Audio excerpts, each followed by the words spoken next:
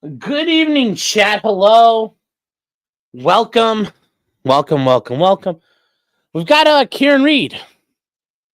Karen Red, as you may know her, had a pretrial today.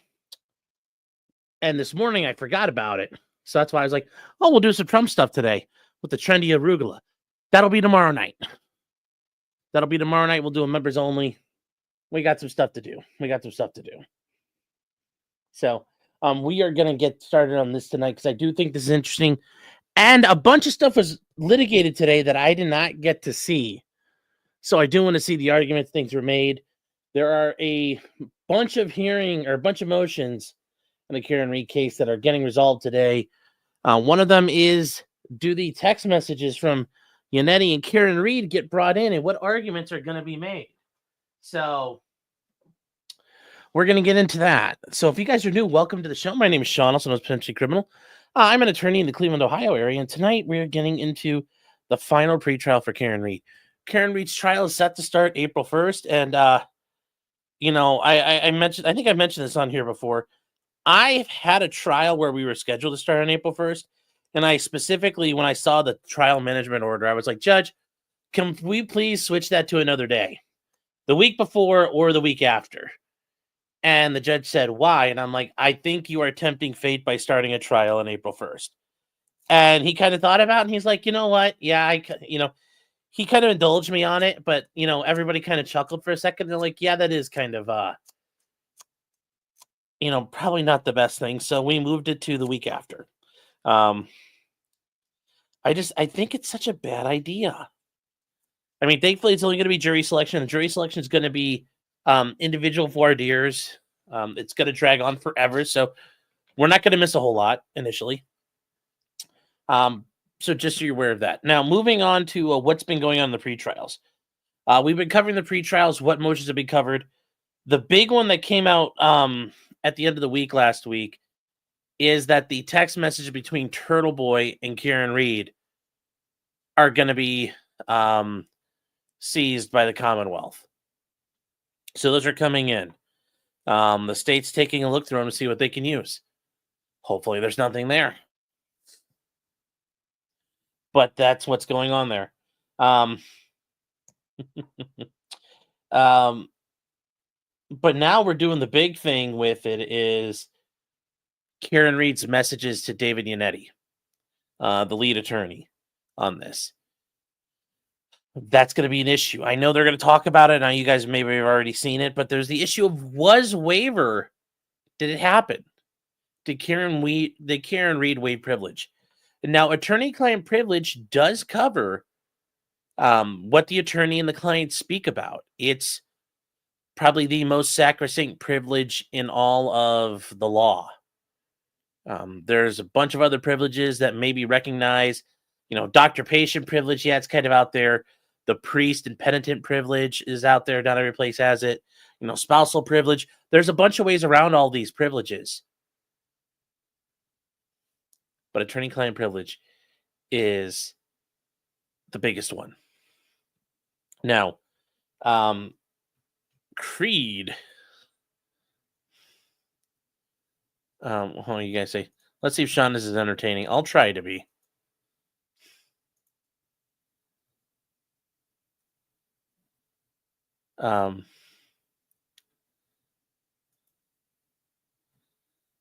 Now, where is Karen Reed? Just looks guilty. Well, yeah, I get that.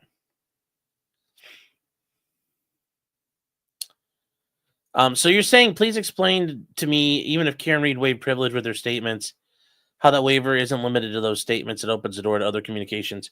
Well, that's the problem. Guys, we are live tonight on Twitter, Rumble, and YouTube. I haven't seen all the arguments that have been made so far, but the issue is, it's once you open up privilege and once you waive it, whether intentionally through explicitly stating, I hereby waive my attorney-client privilege, or you inadvertently start talking about, which in Karen's case, the allegation is she talked about the things. So like Karen Reed talking about what her and Yanetti talked about. Well, now you're introducing that because remember, Karen Reed's the only one who could technically waive that privilege. There are a specific limited set of times, little narrow window, where David Yanetti would be allowed to break confidentiality in the course of any sort of action. And those would be situations where he has to defend himself. So, for example, if Karen Reed says something happened, he could say, "That's not what happened. Here's what we talked about." That's generally when that happens. Or if he's accused of something by Karen Reed, that's about the only way he's really going to get to break attorney-client privilege and the confidentiality. Karen Reed is the only one who can waive it. Yanetti can't waive it. It's only Karen Reed's. So if Karen Reed were to die tomorrow, that privilege goes with her to the grave. And Yanetti can't reveal everything they talked about. Jackson can't reveal everything they talked about. It would basically be only limited to things where Karen would have given them permission that's documented. So it's a real thing. It's very strong. It's very strong. Now the issue is, and this is something I know that I haven't seen it, but I know Hank Brennan will make the argument of, well, we don't know how far it goes, so we have the right to we think this is the time frame.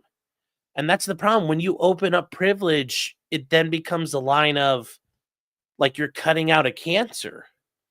How big are the margins? What are acceptable margins? Can you take a big margin? Is a narrow margin? Obviously, if you're the side who had the privilege and now it's been breached, you want to make it as narrow as possible. If you're Hank Brennan, you want to carve as big as possible. And that's the argument. Once you establish a privilege has been breached, then the next battle is, what's the scope of that breach? And is there a limit? Because sometimes there might not be a limit. Sometimes it's all open, fair game. And then sometimes it's going to be a narrow, specific set. We don't know. And that's how I hope that makes sense in that way. I hope that makes sense. I hope that answers your question, because that's what I think you're trying to ask. Because I know Karen Reed and the Commonwealth saying there's this time frame where about 2 or 3 days where they were talking, and they want those messages, and they're being very that sounds narrow given the entire scope of time, but in reality that's a lot of time. Who knows what was said in there. Creed is also saying you're mistaken a bit. It's not the messenger sees, but they can circle jerk subpoena themselves and say the messenger. Yeah, they already had the messages, but now they had the authority to the Commonwealth had them already in another case, and now they're being introduced in this case. So they were given the right to use them here. Yes, you're correct. They already had them, but now they've been given the opportunity to use them in this case. Carla Vegas says, I didn't know she had the same attorney as Kevin Spacey. Alan Jackson's a good attorney, man. It's a good attorney.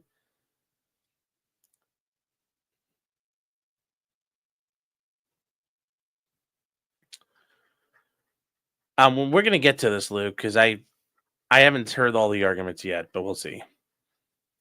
Pseudosnark says, MPRE in the morning. Guys, that's the multi-state professional responsibility exam.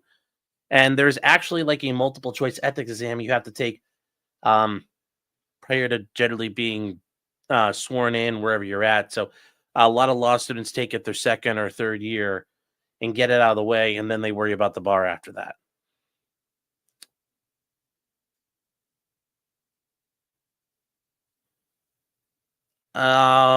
Let's go. Brandon says, how are the lawyers split? In what regard? In what regard? I'm not sure. I'm not sure what you're getting at there. What's going to happen to Karen? I mean, if they, I know they're one of the other things today is the third party culprit stuff. If they start like I said, if they start this trial out and they go, Karen Reed was framed. Bum, bum, bum. She's going to get convicted. I think there are so many things they can focus on. They could focus on the shittiness of the investigation, how half the people involved in this are being disciplined and or fired or in the process of being fired from the Massachusetts State Police. They could focus on how garbage the Canton police were in this. They could focus on how Jen McCabe is sketchy as all get out. That Brian Albert is sketchy as get out. Colin Albert's sketchy as all get out. Brian Higgins. They are all untrustworthy, sketchy people who can't be trusted at all. Great, bring that all up. But the real big thing is John O'Keefe is dead. And there's no is my like color fading in and out, or am I just imagining things? Huh. That John O'Keefe is dead. There's still no explanation for how he suffered the injuries that led to him being found in the snow. There's no explanation that makes sense because the car hitting him doesn't have injuries consistent with a car injury. This idea of like him smashing the window with his elbow. Why doesn't the elbow have any injury? And those cuts on his arms don't look like cuts from polycarbonate glass. There's so much that doesn't add up here. The basal skull fracture. None of that makes sense. And that's where I think they should hang their hat. That there's nothing here. There's nothing here. You look low. I look yellow. Okay, well. But this is where I think they have to make. This is where they can make things happen. If they try to do all this other garbage that's out there, Karen Reed's toast. I think she gets convicted. Yeah, guys. See, I feel like it's moving around a little bit. There we go. That looks a little better. Hmm.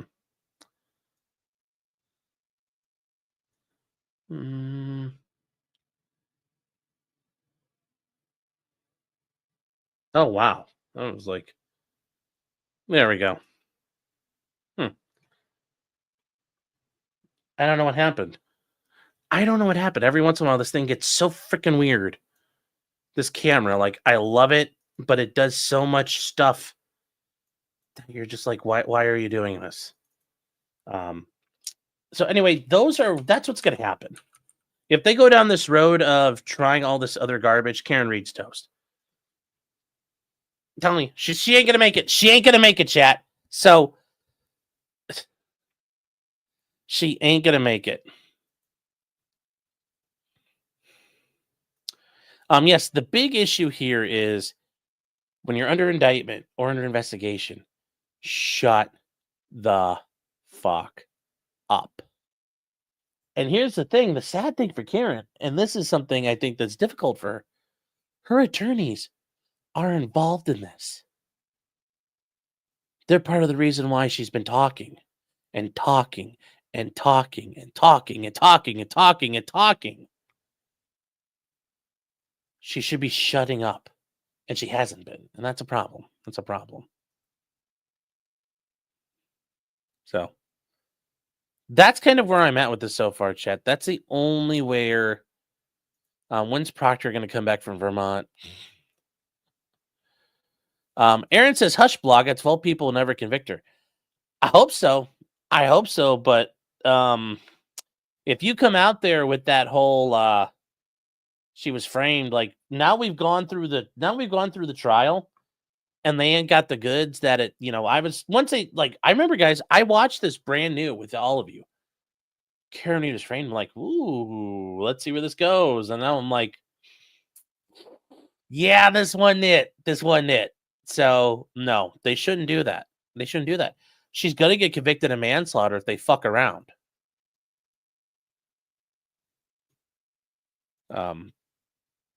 She's gonna get convicted. Aaron Hack says, I'm subbed. You look nice and bronze tonight. Thank you. Cyanide cologne. That's the best. Cyanide cologne with a Zyklon B aftershave. Christy loses your little yellow. Thank you. And then Scott says, you're high. I mean, if I'm wrong about all this Karen Reed stuff, I'm happy to be, but I just, I need a sandwich. Thank you, Scott.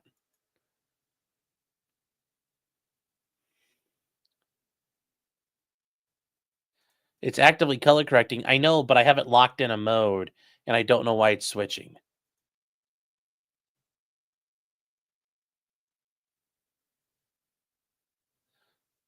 So, Karen Reed won't make it in prison. Oh, she'll be fine. She'll be fine. Yeah. Karen, Sex Arian's like, Sean, they say I ran over John.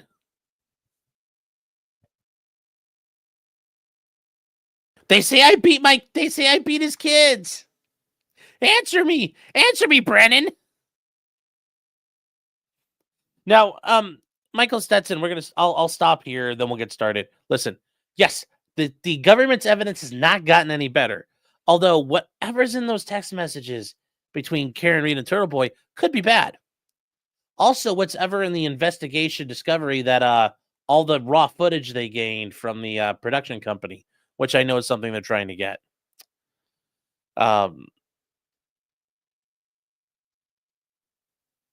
You know, all those things. I mean, they don't have to win. Like it's easy for them to win. They don't have to score a home run. They just got to get a run in. So I mean, it doesn't matter how they get the runs in. And I mean, they have the benefit of the doubt. The state, you know, the jury already is on their side. Jim is saying, I think it's likely they did frame her because of what they did with that video they inverted. Here's the thing. Are there people in the police department who were scrambling and rumbling and bumbling and stumbling around trying to do it? Sure. But was this a concerted effort? No. I mean, this is not a conspiracy like that. It's a conspiracy governed by incompetence. There's so much incompetence, it looks like it's guided. So, but they're going to focus on the wrong things and Karen Reed is toast. Yeah, they focused on the wrong things in the last trial. And Lally focused on the wrong things in the last trial. Lally also wasn't a good presenter. So we'll see what happens. So here we go, guys. We are going to get started. Let's hit the road here and let's do this. I was going to use Core TV chat, but Core TV is not, their setup wasn't all the way today. So we're going to have to use Long Crime. Oh, the goal's ending in 1 minute. Uh-oh. Oh no, chat. Didn't mean for that to be only a 5-minute thing. Hold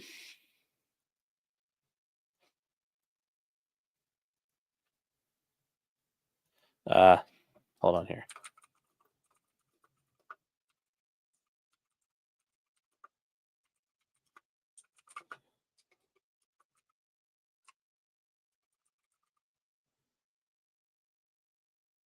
There you go, chat. I reset the goal. So here we go. It's time to start.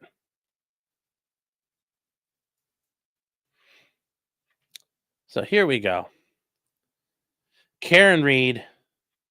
We got the closed captioning on, chat. And we're going to go a little fast. Remember, we can go a little fast to catch up. So here we go. Ms. Reed. Mr. Leslie. Good morning, Judge. Good night. Mr. Yanetti. All right, so before we begin, Mr. Jackson, when we left the other day when we were talking. And guys, remember, this lady here, she's the court stenographer. She's doing what's called a steno mask. And this is where she sits there and she's literally talking as people are talking. She's basically spitting it into a record and AI software is transcribing for her. So this is the kind of the other side of court reporters and stenographers where they use what's called a steno mask. So she's not trying to call in an airstrike. She is creating the record for the hearing. Talking about Michael Easter, I gave you the opportunity to get some authority on expert testimony and voter defense. Were you able to do that? We were. Do you have something to file? Yes, it was filed yesterday. I do have a courtesy copy of this. Okay. If the court wishes, we No, can take that on. that's, That suffices. I think so. I'll take a look at It's it. got everything in it that I would say for it. Anyway, if the court has any questions, I'm happy to answer the questions. Okay. Thank you. All right, so thank you. So similarly, regarding the third-party culprit argument the other day, Ms. Yanetti, God bless the you did goal. file something late yesterday, so I got that. I'm just wondering if either the Commonwealth or the defendant want to be heard on that. The Commonwealth does. Okay, so I'll hear this further.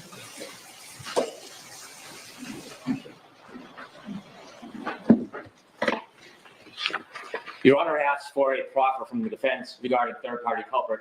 Alternatively, evidence that would be separate regarding third-party culprit aspect of Bowden. We received some information from the defense that does not distinguish whether their intention is that it applies to third-party culprit or whether it applies to a third-party culprit aspect of Bowden. Those concepts are logically and legally distinct.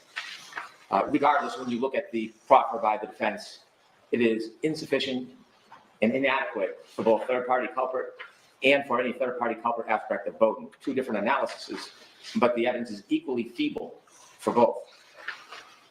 Relative to third-party culprit evidence, there are a number of cases that I know Your Honor is aware of that guide the standard of third-party culprit evidence. Not to iterate the law because it is clear, but there must be relevance, there must be a substantial nexus between the claims of the defense and the third-party culprit theory. They provided us 3 people that they identify as third-party culprits. It's helpful just for a quick synopsis of the history. In this case, prior to the first trial, the defense never identified a third-party culprit. At some point, the defendant herself said that they knew who the third-party culprit was, and recently, the position of the defense has shifted that they don't know and don't need to know. Now, the law accommodates specifically identifying somebody. It also accommodates general, but it has to have specificity in the complaint. It has to be a motive, an opportunity, and an intention. There has to be evidence that draws the correlation. It can't be bad character, speculative, or just putting out information that's negative towards a witness so that that can backdoor prior bad acts against a witness and be used for a different purpose. They identified one person, Colin Albert. And in their proffer, what they offer, number one, and it's important to take them separately because it shows how feeble it actually is. The first thing they say about Colin Albert is he had a feud with John O'Keefe in the weeks and months leading up to January 29, 2022. Now, other than maybe on social media or in interviews with the defendant and national broadcasts, there's no evidence of that. There was no evidence that's going to be admitted at this trial that shows there was a feud between Colin Albert and John O'Keefe. There is no evidence that there was any hostility between Colin Albert and John O'Keefe. There's no evidence of a motive to kill John O'Keefe by Colin Albert. There is no evidence of any motive, of any intention, or of any opportunity whatsoever. In fact, the evidence is that Colin Albert was not even at 34 Fairview at the time John O'Keefe arrived there on January 29, 2022. And so simply saying it is not evidence. And an attorney should not be allowed to confront a witness about an allegation that has no factual basis for them to then have to defend the accusation. The prejudice then seeps to the jury, and the Commonwealth is in a position having to disprove a claim that had no basis to begin with. The second claim that they make regarding Colin Albert is that he had thrown beer cans in Mr. O'Keefe's bushes and told Mr. O'Keefe to F off in his face. There is no basis for those claims. There is no witness for those claims. There's no information regarding those claims. I understand there may have been a party where there was beer cans, but there was no Colin Albert. So to attribute a situation or incident to him, the defense would need some good faith proof, actual proof, fact, that this actually happened. And there's no evidence whatsoever that Colin Albert threw beer cans in Mr. O'Keefe's bushes and told him to F off. And the reason there's no proof is because it didn't happen. So again, the defense asks for an invitation to simply cross-examine a witness, allege a prior bad act, and then the witness has to defend their honor and the government has to disprove it. That is not the cloth that third-party culprit is made from. Regarding the suggestion that there was some type of feud or tough relationship, I saw on a video that there were 2 radio personalities, and I have the clip, who spoke and met with Karen Reed. And during the conversations, at least they relayed, that there was some claims about a drug issue. And according, not to the defendant, but according to the interviewers who supposedly interviewed her, they said that the story is completely false. They attribute this to Karen Reed. People are trying to make it more dramatic, like Colin would have a reason to hate John O'Keefe. That never happened, referring to some drug claim. He did not report him for anything. And so what we know is there is no history of animosity between Colin Albert and John O'Keefe. We know that there was no animosity between his family and John O'Keefe. The only event known is that at some point, Colin Albert's younger brother ran across John's lawn. Mr. O'Keefe supposedly yelled at him and then bought him candy as an apology. That's it. So we have an alleged third-party culprit, a very strong claim, with no evidence. No motive, no opportunity, not even present at the time that this alleged collision occurred. And so in that absence of evidence, it's not even feeble. Colin Albert should not be brought to the stand, attacked with acts that didn't occur, that otherwise would have no admissibility. Really, it seems to be a backdoor way to tarnish his reputation and then bind him with other people the defense would like to attack to make a general suggestion that somehow this group of people are bad people. I know at the last trial, there was pictures of Colin Albert's knuckles that were scraped. And inevitably, it turns out that picture, I think the exhibits were introduced to trial, was taken much later. Pictures taken before that point show that Colin Albert's knuckles on the 9th and 11th of February weren't scraped at all. So because he had scraped knuckles, subsequently, because he may have done a video that some use would maybe do and threaten somebody else, not John O'Keefe, has nothing to do with this case whatsoever. It's an attempt to introduce alleged aggression or prior bad acts, but there's no bind whatsoever. The second person that the defense would like to identify as a third-party culprit is Brian Albert. And this is some of the gross generalizations that you see with Colin Albert. No specificity, but trying to assault his general character by generally suggesting things that may or may not be accurate and just telling part Very of the story. true. Very They true. claim he didn't have a good reputation among fellow police officers. No evidence. They claim it. And even if it was so, has nothing to do with this case. No one is a bully. So rumor clearly is not admissible in a criminal case. Had a history of sucker punching officers. We don't see any specificity. We don't see any evidence. We don't see any information. We just see a general attempt at a character assassination to portray him as somebody who is either capable or a bully. Nothing relative to John O'Keefe. Nothing. They suggest, and I'm not sure what the basis for this is, that he was drinking heavily. So far, Hank Brennan stayed away from the Brian Albert being a jiu-jitsu and grappling expert, comparatively speaking. Notice he shied away from that. That day when he went to a funeral with Mr. Higgins and another person. It is true that he was at the hillside around 9 o'clock and was drinking around 9 o'clock. So all of this information is just general inflammatory accusations about character. They say he was a trained boxer because when he worked out, he boxed and he was engaged in charity events, some dating back to 2003.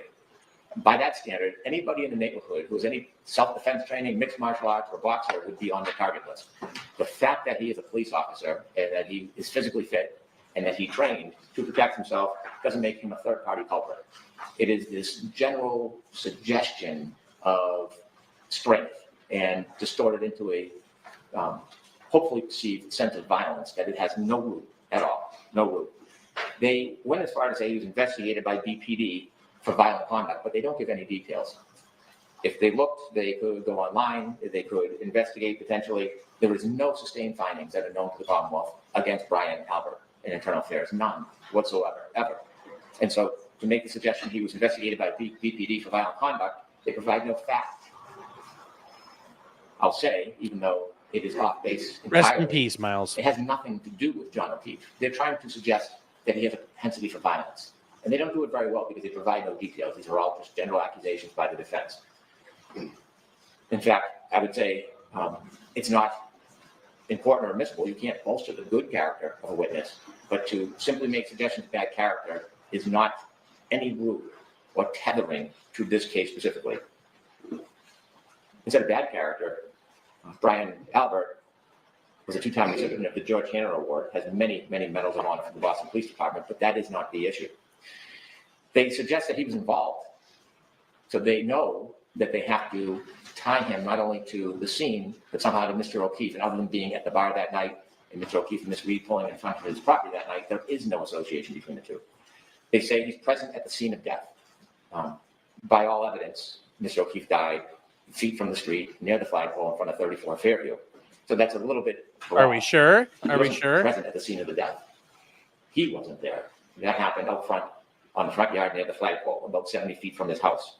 The body was found feet from his front door, arguably, 70 feet, 75 feet. He admits to being home. He doesn't have to admit he was home. Now, here is another claim without any evidence whatsoever. The defense states emphatically, computer forensic data overwhelmingly establishes O'Keefe entered Albert's house. I haven't seen that evidence.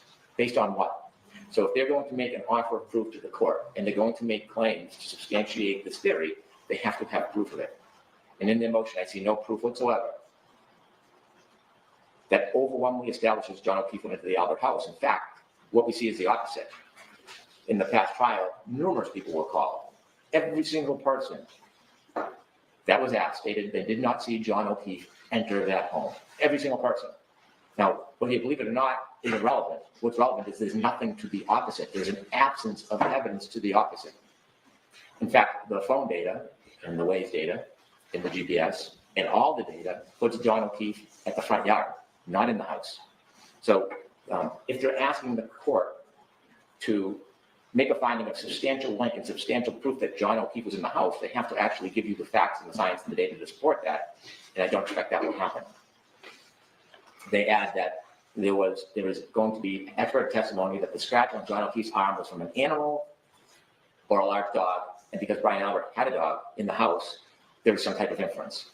Dr. Russell has already testified at the Lanigan hearing that she's not saying that those bite marks were from Chloe.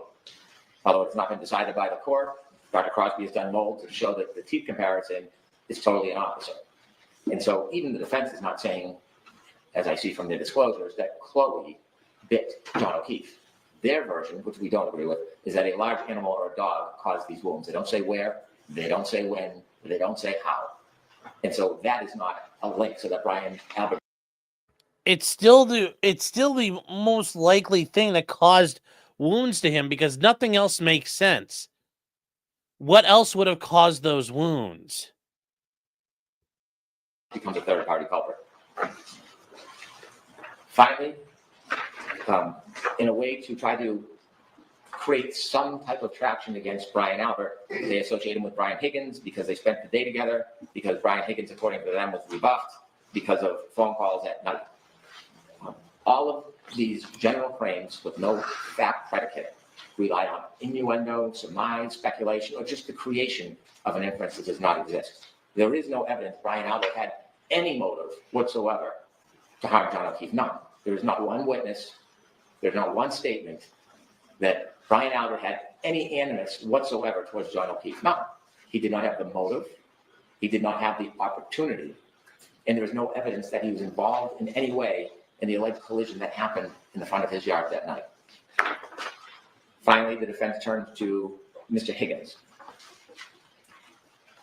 Mr. Higgins was at the Albert address that night. John O'Keefe never went into the Albert address that night. They take very, very select pieces of information. And I would Hi, suggest Hella. tell Hello, the whole everybody. story. And from that, they want us to speculate a motive. For example, they say that Karen Reed had kissed Mr. Higgins at John's house. That seems to be corroborated in the text messages. According to the text messages, Mr. Higgins essentially says that Chloe is the dog. But yes, we find out that Brian Higgins had text messages that he lied about the first time around. So yes, we actually have a lot of information here, Hank. Brian Higgins lied the first time around. Then Brian Higgins also took his phone like a drug dealer and snapped it in half and threw it away in an army base. And then drove to another National Guard base and broke his SIM card in half and threw it away. Very suspicious. The day before it was all being requested in the subpoena. Just like the McAlberts, they wiped all their phones right before the subpoena, huh? Yeah, that's totally not suspicious at all. that Miss Reed came up to him and planted a kiss on him. And there's quite a bit of text message exchange that you heard during trial about that interaction. And then at some point, Miss Reed went to Mr. Higgins' house. And so there was some interest, it would appear, from the text messages between the two, mutual. At best, there's a plethora of text messages where Miss Reed is pursuing Mr. Higgins, looking for his time, looking for his attention. And one she says, basically begging him to come over. Do you like me? Come over to my house. There are text messages talking about Mr. Higgins not having enough time for her. So there is a flirtatious relationship between the two of them. What we don't see is that somehow that creates a motive for Mr. Higgins to want to hurt or kill John O'Keefe. The fact that they are texting together and later that night he sends a text message. Because he wants to fuck Karen Reed. That's a pretty good motive. That's been a motive throughout history. Because I think an inference the defense would raise is that he felt like he was ignored or wanted to know what was going on with their relationship, is not evidence of motive. In all of these text messages, you never see any animosity towards John O'Keefe. Mr. Higgins' text messages are virtually all kind We'll talk about towards this. John O'Keefe. It's uncomfortable. It's an awkward situation because both of them appear to be deceptive as it relates to John O'Keefe, but there is no vengeance, there is no anger. And so if they're being deceptive, how do you know? You're already admitting they're being deceptive, Hank. So if they're being deceptive, you can't say for sure they're not being vengeful. If they weren't deceptive, you probably would have a valid argument. but they're very deceptive. Suggestion that there is a motive because there was flirtatious text messages to then kill the man is beyond the pale. It's beyond any logical connection that would support third-party culprit. Brian Higgins sent a text message saying to John O'Keefe, asking if he was coming to the home that night, and they then attached the word he lured them to the house. I mean, we do look at this evidence not in a vacuum, but logically and realistically. Not knowing that Karen Reed was not going to come in when they arrived at the house. Is it reasonable? Is it rational? Is it lucid to think that that Mr. Higgins was inviting them both over to the house, not knowing only one of them would get out of the car?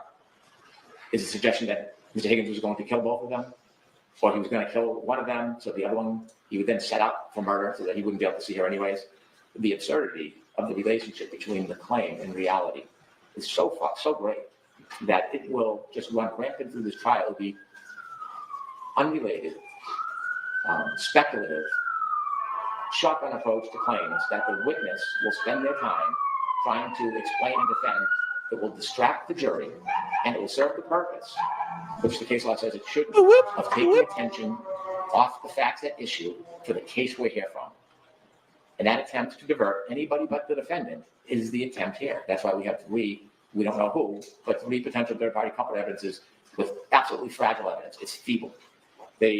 As their support, what they offer is they believe Mr. Higgins lied because he went to the Canton Police Department to do administrative work. And I think the evidence is clear that he had cars that he parked there as part of his job that he needed to clean. At 1:30 in the morning while he's drunk off his ass. At 1:30 in the morning while he's drunk off his ass. He's doing administrative work at 1:30 in the morning while he's blasted. Off, so they are parsing words in an attempt to create a basis that doesn't exist. That there are calls between Mr. Albert and Mr. Higgins later that night. So what? They have no evidence that either of them spoke to each other. They have no evidence of conversations. They have no evidence of a conspiracy. They have no evidence of a We would have evidence, but they threw away all the phones. cover-up. They have no evidence of a weapon. What we know is John O'Keefe never went in the home. And so to try to create this image based on obscure facts is not the substance that's required under third-party culprit. I know third-party culprit is a time-honored tradition and is a broad latitude, but it's not endless. It can't prejudice the Commonwealth. It can't distract the jury. It can't be based on fiction. It has to be based on an identifiable theory. The cases that have allowed third-party culprits that have been reported have actual people who could be a third-party culprit, who actually have relationships to the scene or the crime or the deceased. In this case, an attempt to call Mr. Higgins a liar or create fictions about what they think he could have been doing or guessing what they want him to do is not evidence. 9 people testified John never came into the house. 9 people. There's no overwhelming evidence or any evidence he went into the house. There's no evidence of motive on any of these 3 people they identified. They've had, before the last trial, the entire trial, and was aptly pointed out, no request for a third-party culprit instruction.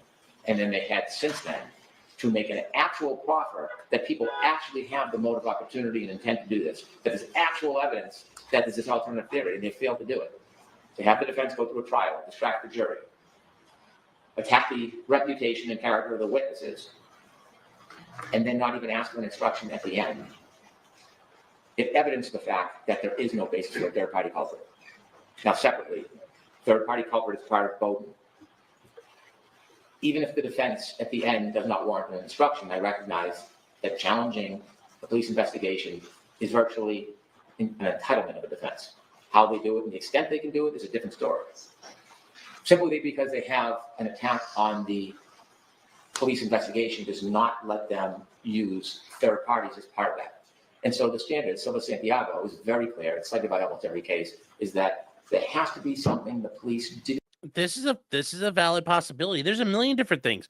Maybe John O'Keefe slipped and cracked his head. And they're like, oh shit, and threw him outside. That wouldn't be the first time that's happened either. Or maybe John O'Keefe slipped and cracked his head and got up and walked around and stumbled outside and then fell in the snow. I mean, those are all within the realm of plausibility with a bunch of drunk people. Yes, 9 people were there. They were all heavily intoxicated or have massive motives to lie and are not credible. didn't do at the time that they knew about and should have done. So at the time the police did their investigation is being criticized, they would have had to have known about a potential third-party culprit or third-party culprit evidence and didn't pursue it. And that's why the defense argument utterly fails here. Because at the time the police were doing this investigation, what they knew is that John O'Keefe was on the front lawn of 34 Fairview near the street. They knew that he was dying or is dead. And a number of witnesses knew that Miss Reed was saying, I hit him, I hit him, I hit him. A number of witnesses. Shortly thereafter, what the police knew is that Miss Reed's taillight was cracked. And shortly after, what they learned and knew after they got her car is that part of her taillight was missing. So at that time when they were doing their investigation, there was no claim of dog bites. That came months and months later. They went to 34 Fairview and they spoke to the owner, according to the witness testimony. And everything seemed appropriate. Concerned, confused, no blood, no scratches, no cover-up, no turned over furniture. There was nothing that would have alerted the police officers that there was any road to follow other than the road they followed. Now they can be criticized for plastic cups or leaf blowers, but that's different. That's different. In order to have third-party culprit under Bowden, the police would have to have known that there was information that targeted or pointed out a different person, and they didn't pursue it. So in the cases cited by both the Commonwealth and the defense, there are a number of cases that talk about information that was known to police at the time they were investigating and they failed to pursue it. That is not this case. That is not this case. There was nothing in any of these proffers that show actual evidence that the police knew of these later third-party culprit claims by the defense, or they knew at the time they were doing this investigation that there was any other lead. And likely the reason was because there wasn't. The evidence for a reasonable police officer pointed towards the statements, towards the car, towards the light, and that was followed up, which led to DNA in hair and all the other. No, he wasn't covered in pig blood, but inside the marks on his arms, there was pig DNA, which makes sense if a dog is, like a dog, because a dog chews on pig ears. So, but no, he was not covered in pig blood. He was a cop, but no, he wasn't covered in pig blood. Other evidence that followed the data. And so, as a concession to the defense, they don't simply get to bring in third-party culprit through Bowden because they failed in the instant case to show a third-party We'll get culprit. to this. That's not part of their entitlement. And mindful that if they do raise Bowden, whether they get instruction or not, it is broad. And that means the police, including any police they would call in this case, or we would call, is entitled then to share their state of mind why they did not do something. That can open doors to inadmissible evidence, privileged materials. The state of mind of the officer is relevant if they make it relevant. So we should not engage in a process where we allow witnesses to be asked questions with no ability of the defense to follow up those questions with actual proof. We should not engage in a process where witnesses, their character is attacked when it has no relationship whatsoever to this crime. And witnesses shouldn't be put through the ordeal of defending themselves based on generalizations about supposedly being violent or having a temper. There needs to be that nexus, and it fails. It is beyond feeble. And so I ask Your Honor not to allow third-party culprit in the instant, and you should not allow it as part of Bowden. All right, thank you. Yes.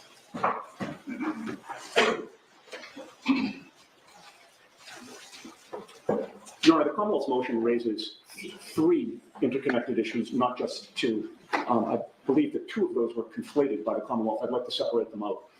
The first issue is the introduction or disability of evidence relevant to show that somebody else harmed John O'Keefe. The second issue, which I think was conflated with the first, is whether after the introduction of such evidence, the defense is allowed to argue that a specific person or persons caused John O'Keefe's death. And then the third issue is whether the police properly investigated this matter in light of the information that they had or information they could have obtained or failed to follow up on to show that somebody else caused John O'Keefe's death. Regarding the first issue, which Mr. Brennan spent a lot of his argument on, there is ample evidence tending to show that somebody else caused John O'Keefe's death. In our opposition, we have cataloged the evidence against each of the potential third-party culprits that we named the last time we were in court. Each one of them had a motive and an opportunity to harm John O'Keefe. The investigators in this case had evidence that pointed to Brian Albert. Brian Albert is a violent man. He was not only a boxer who punched people in the ring, he was also a violent drunk who sucker punched other police officers. Those police officers are on our witness list. He's been investigated by the. Oh no, chat. Uh-oh. It's a live issue at trial. At the Sorry time about that. He entered that house, an intoxicated Brian Albert was inside. He had been drinking day and night for hours at a time, and he was liquored up. He testified to that. He was at the hillside when he had his first drink in the afternoon, and he testified under oath he was drinking consistently the entire rest of the day and night. The Commonwealth says that every single person didn't see him in the house.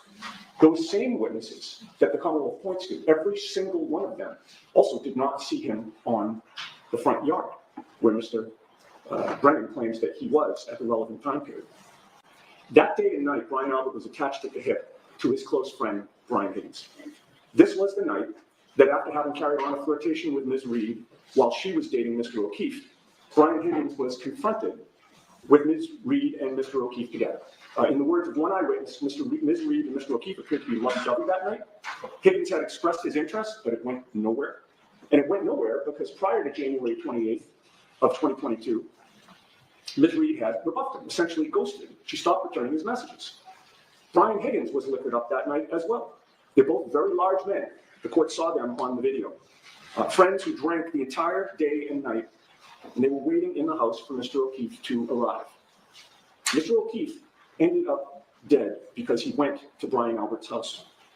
After Brian Higgins left, Brian Albert maintained contact with him.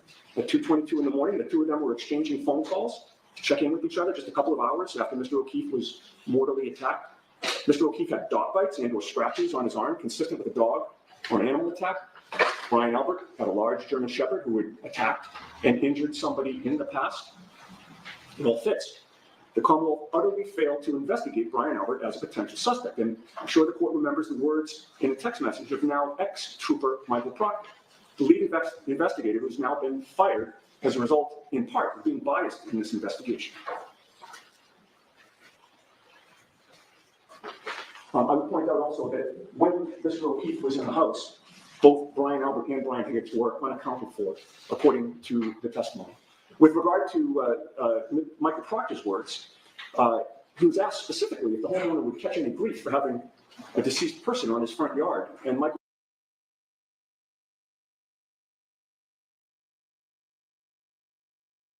All right, chat, this is ridiculous. This is ridiculous. Come on. He chose to ignore his duty to help somebody in need and instead stayed in his bedroom.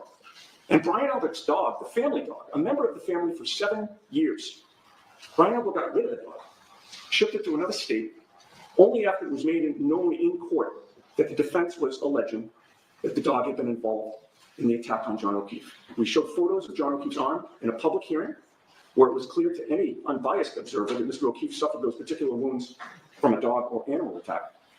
Brian Albert responds to that allegation by essentially divorcing his family from their beloved dog, whom they had had for 7 years and certainly considered to be a member of the family. In the aftermath of John O'Keefe's death, Brian Albert went so far as to send that family member to another state. That's enough evidence to point to Brian Albert as a potential third-party culprit in this case. Chat, I don't know why it's doing this. Court TV only had like half the hearing recorded, so this is just this is sad. This is sad from Law and Crime. This is pretty sad. Ms. Reed was the one to end the contact. She stopped responding to him. She no longer gave him any attention. So we come to January 28th. Brian Higgins sees Ms. Reed in person, but she's not alone. She's instead with Mr. O'Keefe. Ms. Reed and Mr. O'Keefe are affectionate with each other that night, and Higgins is there to see it, as is Brian Albert. There's evidence that Mr. Higgins wants Mr. O'Keefe to come to the Albert's house that night. In fact, he appears fixated on making sure that Mr. O'Keefe went there. In the waterfall video, Your Honor, you will see that Higgins motions to Mr. O'Keefe when they're leaving. And Higgins even texts him directly after that to make sure that he was coming. Then Higgins goes to the Albert home. John O'Keefe goes inside. Higgins is there waiting for him, with both the motive and now the opportunity to hurt John O'Keefe. Like Brian Albert, there's evidence of his consciousness. All right, chat, hold on here. We're going to try something. Hold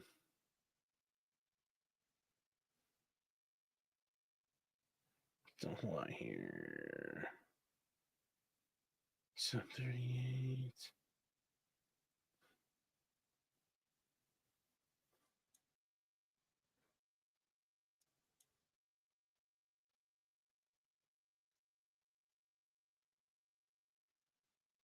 Okay, NBC 10 appears to be in better working order. So we're going to switch over to this one, chat. Hold on. We're switching over to this one.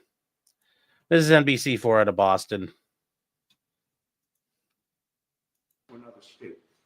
That's enough evidence to point to Brian Albert as a potential third-party culprit in this case. It's evidence that he had the motive, intent, and opportunity to hurt John O'Keefe. Brian Higgins is another potential third-party culprit. Like Brian Albert, Brian Higgins was present at the scene of the crime. He was there at the relevant time in the house, again, unaccounted for. At the same time, John O'Keefe would have been there. Brian Albert had cause to back up his friend, but it was Higgins himself who was the one who had been flirting with Ms. Reed in the weeks leading up to January 29th. He testified that she kissed him goodbye after they had watched an NFL playoff game, a get-together not long before January 29th. He testified that she had visited him at his apartment after that, but he acknowledged that their text exchange and all contact between them ended, and Ms. Reed was the one to end the contact. She stopped responding to him. She no longer gave him any attention. So we come to January 28th. Brian Higgins sees Ms. Reed in person, but she's not alone. She's instead with Mr. O'Keefe. Ms. Reed and Mr. O'Keefe are affectionate with each other that night, and Higgins is there to see it, as is Brian Albert. There's evidence that Mr. Higgins wants Mr. O'Keefe to come to the Albert's house that night.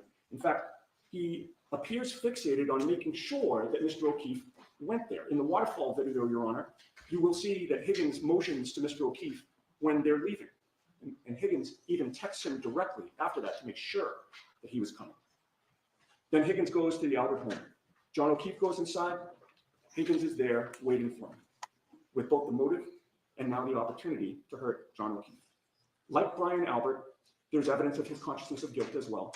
After a long day of driving and drinking, Higgins leaves Brian Albert's residence, does not go home. Instead, he goes to the Camp Police in the early morning hours. He initially claims he went there to do administrative work.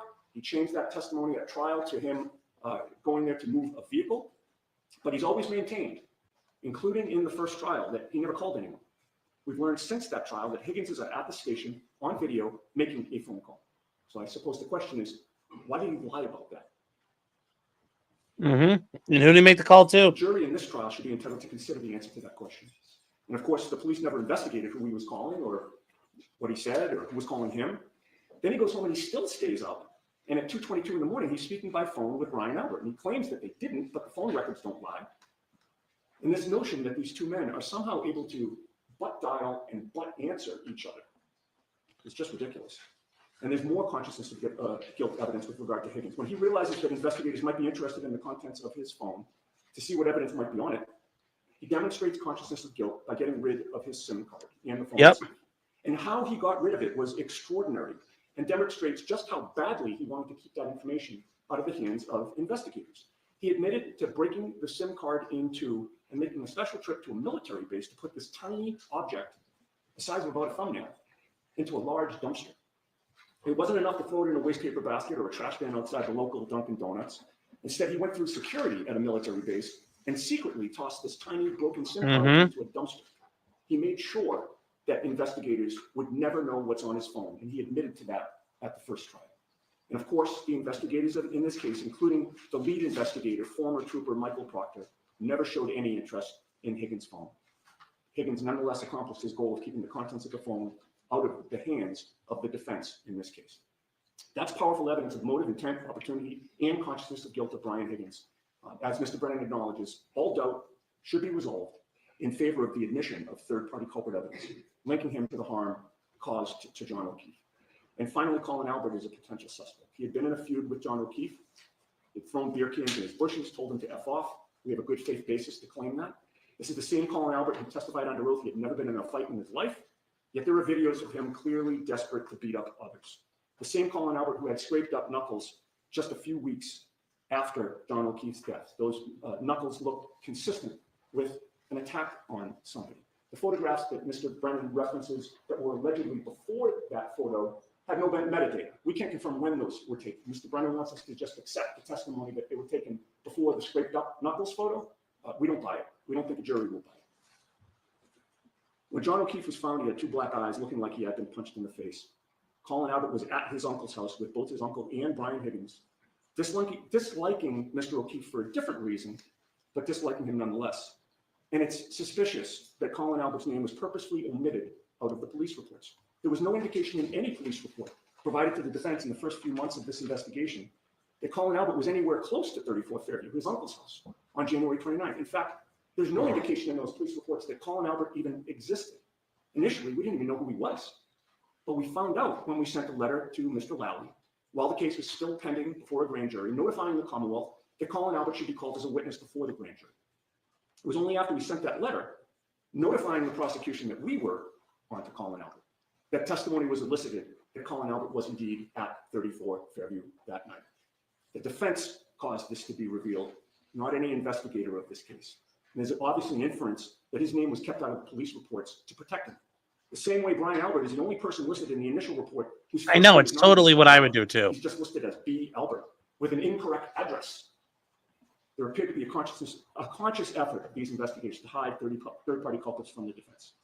All of these men, Brian Albert, Brian Higgins, Colin Albert, were present at 34 Fairview the night that John O'Keefe was killed, and each had a motive, intent, and opportunity to cause him harm. Now, there are many cases, Your Honor, I know the court is aware of this, endorsing the admission of third-party culprit evidence. Almost all of them allowed in a third-party culprit defense, despite the lack of evidence that the third-party culprit in those cases was actually at the scene of the crime at the relevant time. The first case cited by the prosecution, Commonwealth versus Conkey, Middlesex County case, I remember, Allegedly, from the yes. 90s. It was retried in the early 2000s. In that case, a person was murdered inside a home, just like this case. Unlike this case, however, the defense could not place the third-party culprit at the home when the murder was committed. He lived down the street, and that was enough. Here we have hard evidence, irrefutable evidence, that the three potential third-party culprits were present exactly when the murder was committed. And it's notable that the defense in Conkey, in that second retrial, after the first trial conviction was reversed, the defense was allowed by the trial judge to present a third-party culprit defense, and it wasn't controversial. But the conviction was nonetheless overturned, the second conviction, on appeal, because the trial judge didn't let the defense go far enough in presenting that defense. The SJC ruled that in addition to presenting evidence of motive, intent, and opportunity, the defense in that case should have been allowed to introduce past sexual assaults of the third-party culprit, including one that took place 7 years before the murder. It was reversible error not to permit a full third-party culprit defense, including prior bad acts of the third-party culprit. And I will ask the court to consider Commonwealth versus Finney, a case that I'm very well familiar, as I previously mentioned. I brought that motion for new trial. I argued before the Supreme Judicial Court, and I tried the retrial of that case, so I know it well. The SJC affirmed Judge Ball's allowance of the motion for new trial in that case, ruling that it was ineffective assistance of counsel that the attorney did not raise a third-party culprit defense. Case law. And guys, this is where when you're able, it's like Brian Steele in the YSL trial. Not only do I know the third party stuff, I'm the guy who argued it in front of the Supreme Court of Massachusetts. I set case law. I set precedent. That's always helpful stuff. That's always helpful stuff. Makes clear, as Mr. Brennan again acknowledges, that this defense is a time-honored method of defending against a criminal charge. The defense should be given wide latitude to present relevant evidence that somebody else committed a crime. But the main issue in Finney was whether the defense could introduce hearsay to support an already admissible third-party culprit defense. It's sort of like Conkey, where it's just assumed, yes, of course you can present a third-party culprit defense. But in Conkey, can you introduce unrelated sexual assaults from 7 years before? The answer was yes. And in Finney, of course you can present a third-party culprit defense. But can you also introduce hearsay to support that defense? It was given, in fact, it was reversible error that the third-party culprit defense was not brought the first time around. Mr. Brennan talks about, well, you can't do this if it prejudices the Commonwealth. That's crazy. Every single time you introduce a third-party culprit defense, you are prejudicing the Commonwealth by definition. You're not going along with their theory of the case. Mr. Brains agreed that we would deign to present this defense. I would note, Judge, I believe. And that's true. Every time you say, no, that's not true, you're prejudicing the state. So it is very interesting the way they do that. Very good argument being made by Yanetti here to argue for the third-party culprits. A certain amount of gaslighting going on here in that on one side of his mouth, he talks about he wants Ms. Reed to have a fair trial. But we've spent weeks where he's just trying to knock out all our evidence, just limit everything. He's, I believe, acting more like a defense attorney than a prosecutor in that regard. But regardless, in terms of these cases. That's because he is a defense attorney. They all have wow. who have relationships to the alleged victim and or relationships to the scene of the crime. Finney did not. In Finney, my client was the next door neighbor. My client signed a confession to the murder. The third party culprit lived several houses away within the same city, but not close, not next door. There was no relationship other than he made statements about how the victim probably deserved what she got and she wasn't the goody two shoes, but there was no, that she was made up to be. But there was no witness that put the two of them together in any way other than those hearsay statements. Nobody put him at the scene of the crime. The SJC ruled even hearsay should be admissible to support that third-party culprit defense. The defense in this case has more evidence of third-party culprits than the defense did in Finney.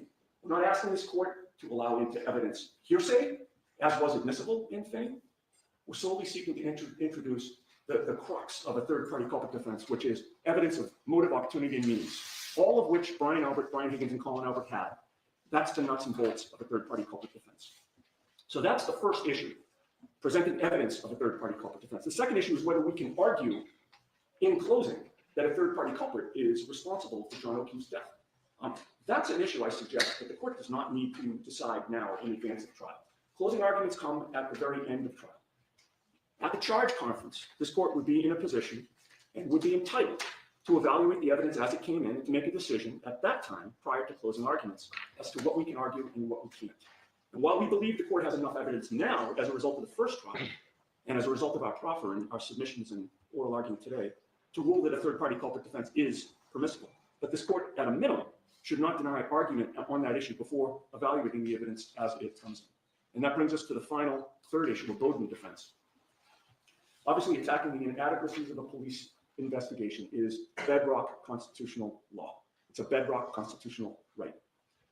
In this regard, in one sense, the discussion about the third-party culprit evidence is somewhat academic as opposed to a practical one, because all of the evidence that points to Brian Albert, Brian Higgins, and or Colin Albert, all of it comes in to show the lack of investigation, the lack of curiosity that the police had, and the lack of investigation that they did to rule any of them out. And it comes in to show the bias of the investigators of this case. Bias is also a constitutional right. They were perfectly willing to jump to conclusions about Ms. Reed, someone outside their law enforcement circle on the wrong side of the blue wall, but very much unwilling to be curious about whether someone within their circle had the motive, opportunity, and means to hurt John O'Keefe. Former Trooper Proctor specifically told his friends he had no interest in investigating someone connecting with law enforcement. And in their internal affairs findings, his superiors noted that his apparent bias was one of the reasons he was fired. You can't have a stronger Bowden defense than that. So I would argue, Judge, that the Commonwealth's motion really comes down to what the defense will be able to argue in this case. Our position is we should be able to point the finger of guilt at those who might have done this, but at a minimum, given that the evidence will be coming into trial anyway on the Bowden issue, the court should reserve judgment on what we would be allowed to argue from now, weeks from now, when closing arguments are upon us.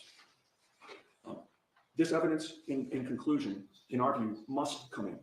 This is a due process constitutional right of my client, and it has to be admitted for two reasons. Number one, it's a time-honored method of defending against a criminal charge by pointing out that somebody else could have done this. And number two, it's a time-honored method of defending against a criminal charge by pointing out that police investigators failed to do their jobs correctly. We have a stronger third-party culprit evidence situation here than existed in either Conkey or Finney, and we assert it would be reversible error for this court to exclude this evidence. Unless the court has further questions, I would rest on my All right.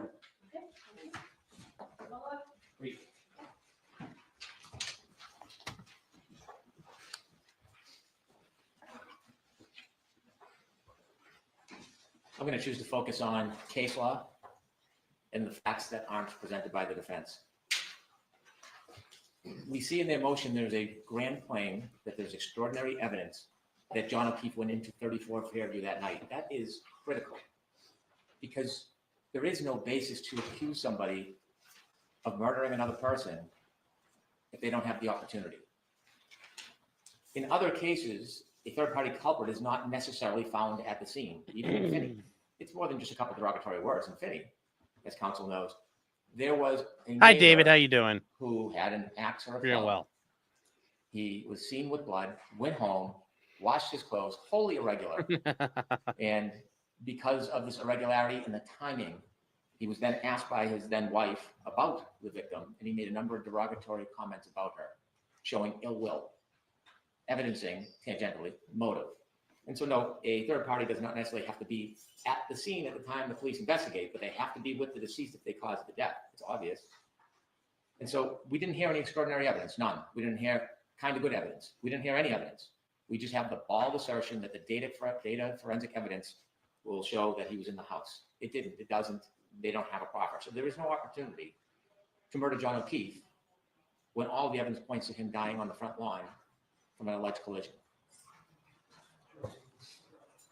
The defense's effort to tell a story, take a couple of facts, someone's a boxer, they drank alcohol, and convert it into a story, is how they will try to portray these unsubstantiated facts at trial. They'll tell a story. It will divert the jury's attention. So they're not entitled to it. They're not entitled to it. Time-honored tradition, yes, but there are limitations. Silva Santiago was very clear about the limitations. This latitude is not unbounded. Each of these limitations recognizes the admission of feeble third-party culprit evidence poses a risk of unfair prejudice to the Commonwealth. I'm not whining. The Commonwealth should not be unfairly prejudiced. The people of the Commonwealth should not be unfairly prejudiced because it is inevitably, it diverts jurors' attention away from the defendant on trial and onto the third party. Essentially, it requires the Once again, Chad, I will just say, remember, who is not entitled to a fair trial? Who's the only person entitled to a fair trial in that room? Her name rhymes with Aaron, and her last name rhymes with Sneed. It's the only person entitled to a fair trial. Only person. to prove beyond a reasonable doubt the third-party culprit did not commit the crime. If there was evidence of third-party culprit, the defendant should be entitled to use it. In this case, there is not. There is no motive. There is no motive.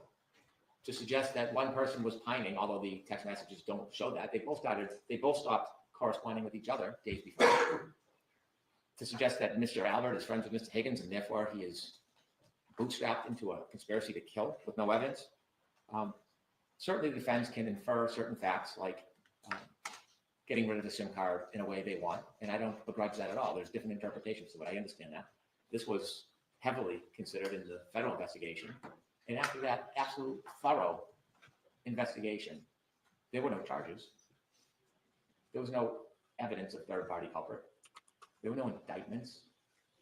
And so, although we don't know the parameters of the federal investigation and we can only guess as to some of it, we know from what we did receive in review, it was thorough. And if there was third-party culprit evidence, we would expect that there would be a basis for it. It's not an entitlement to simply bring it in under Bowden. I don't defend that there was commentary in the officer's phone that was inappropriate. But that doesn't automatically create a situation where there is evidence that the police officers knew that there was somebody that should have been investigated.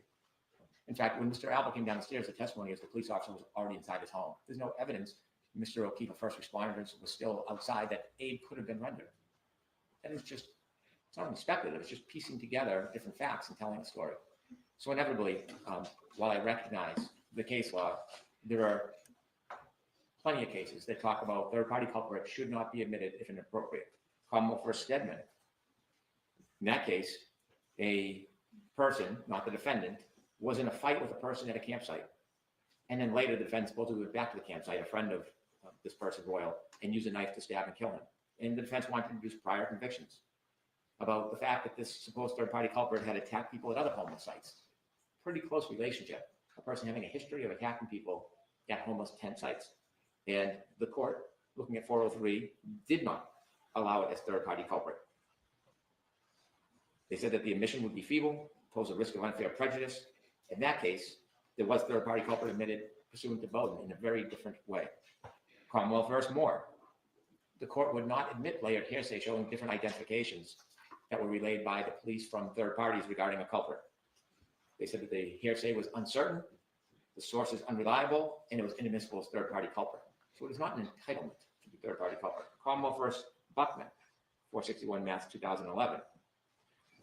The defendant was charged with murdering his wife. When they received a report from one of the defendant's friends, the defendant was softly tied to a pole to look like he had been kidnapped.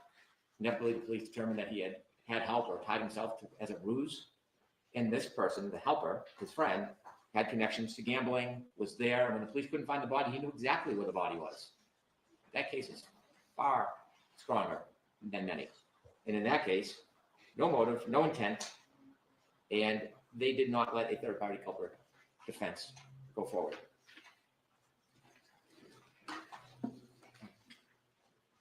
Facts suggesting that one side believes a person's telling the truth or not is not facts of third-party culprit. It's just not here in this case.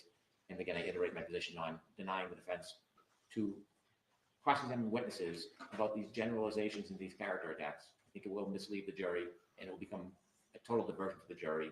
And I don't think the basis is anywhere close. It's feeble. May I briefly respond? Thank you. First of all, Your Honor, speaking about the federal investigation, when you were not a part of it, and talking about why a federal grand jury was convened, what they were investigating, what they found or didn't found, is complete speculation. Should not be a part of this argument. We don't know. It didn't prove anything. It's not as though they came up with a statement exonerating anyone. So that should not be considered by the court. With regard to the two cases that Mr. Brennan cited, you'll note that in one. And that's a very devastating point. You don't know what the hell happened. How can you make any argument about knowing what happened? And there's no way for Brennan to make those statements. And I think that's very important here. I think it's very, very important. Is the trial sound low? I'll try to turn it up a little bit more here. Hold on, guys. I'll try to turn it up more. There. I'll try to turn it up a bit more. He talked about the exclusion of hearsay evidence. There's a different standard when you want to introduce hearsay evidence as part of a third-party culprit defense. There need to be substantial connecting links to the crime itself. The court ruled in that case there weren't. In Finney, there were. And with regard to the other case, that's with regard to hearsay. With regard to the other case, that was the exclusion of past assaults to show that somebody was violent. Again, v. Conkey is a case where they said, well, that should be, in addition to a normal or a regular third-party culprit defense, you should also be entitled to that evidence. So that's not very instructive. The other two things I just wanted to point out, because I did not mention them, Your Honor, is that Brian Albert also disposed of his phone. We'll never know what was on that. That's further evidence of consciousness of guilt. And then an important point is that the plow driver, Mr. Loughran, went by the house at 3:30 in the morning and saw a Ford Edge parked in the very area where John O'Keefe's body was found. And we know from the evidence that the Alberts, both Brian Albert and Colin Albert, owned a Ford Edge. So that is in the mix as well. Unless the court has any questions, I would address on that. All right, thank you very much. Thank you. So let's go on to paper 620, the Commonwealth's motion for production of records regarding unsolved productions.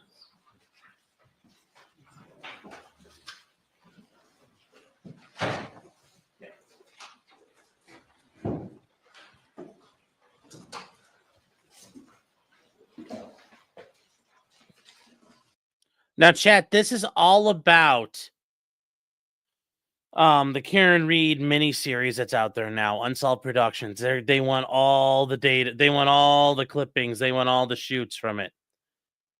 So that's what they're asking for here. And that's what they're going for.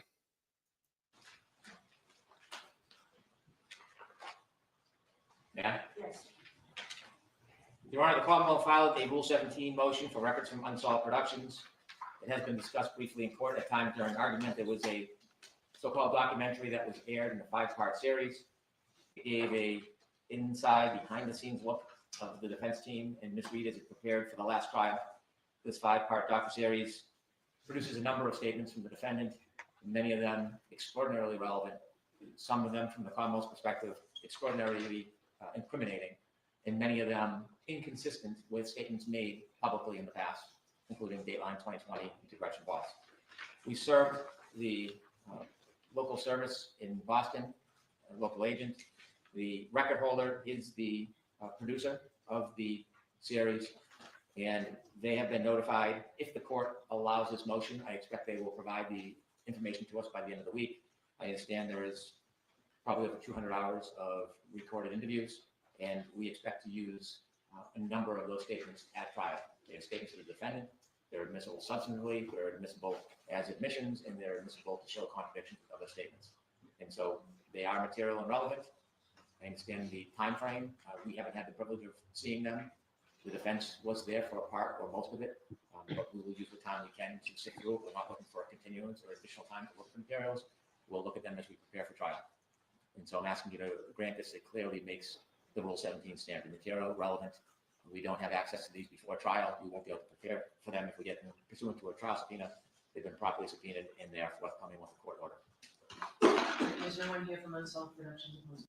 I mean, no, these were made like, no, Ali say, no, like Alan Jackson invited, like, hold on here. I think it's available here. We're going to look for these real quick.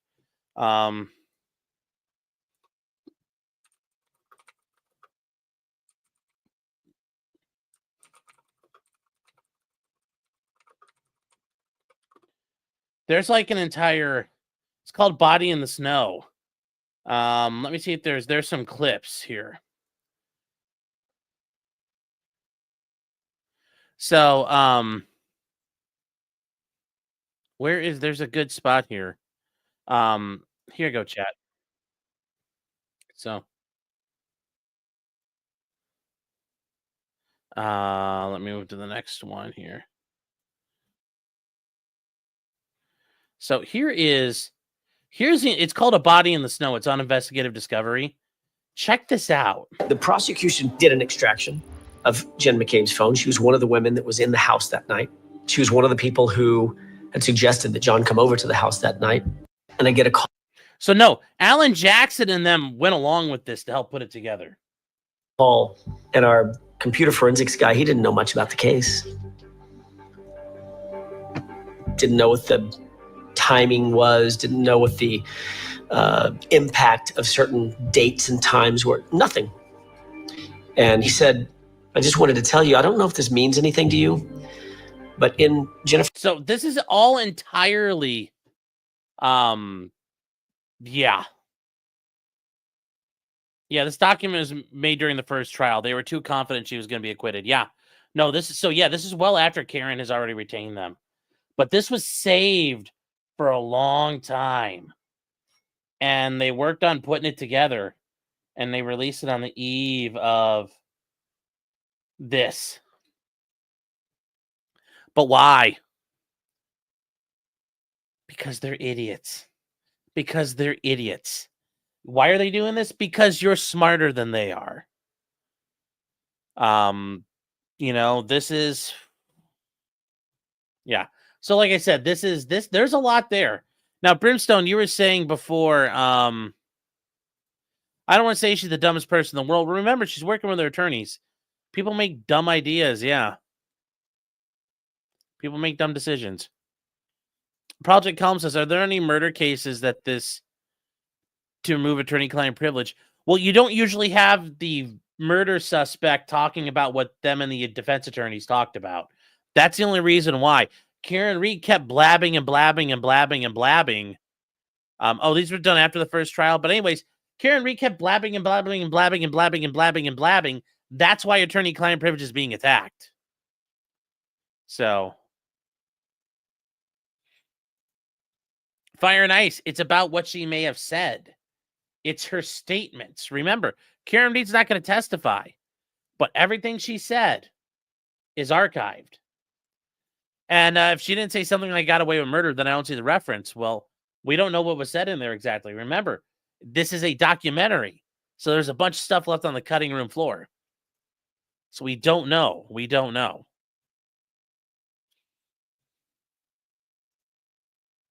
Just something to think about there. Something to think about. And it doesn't, and Discovery does not show up, it looks like. So that makes it even easier. in there forthcoming with the court order.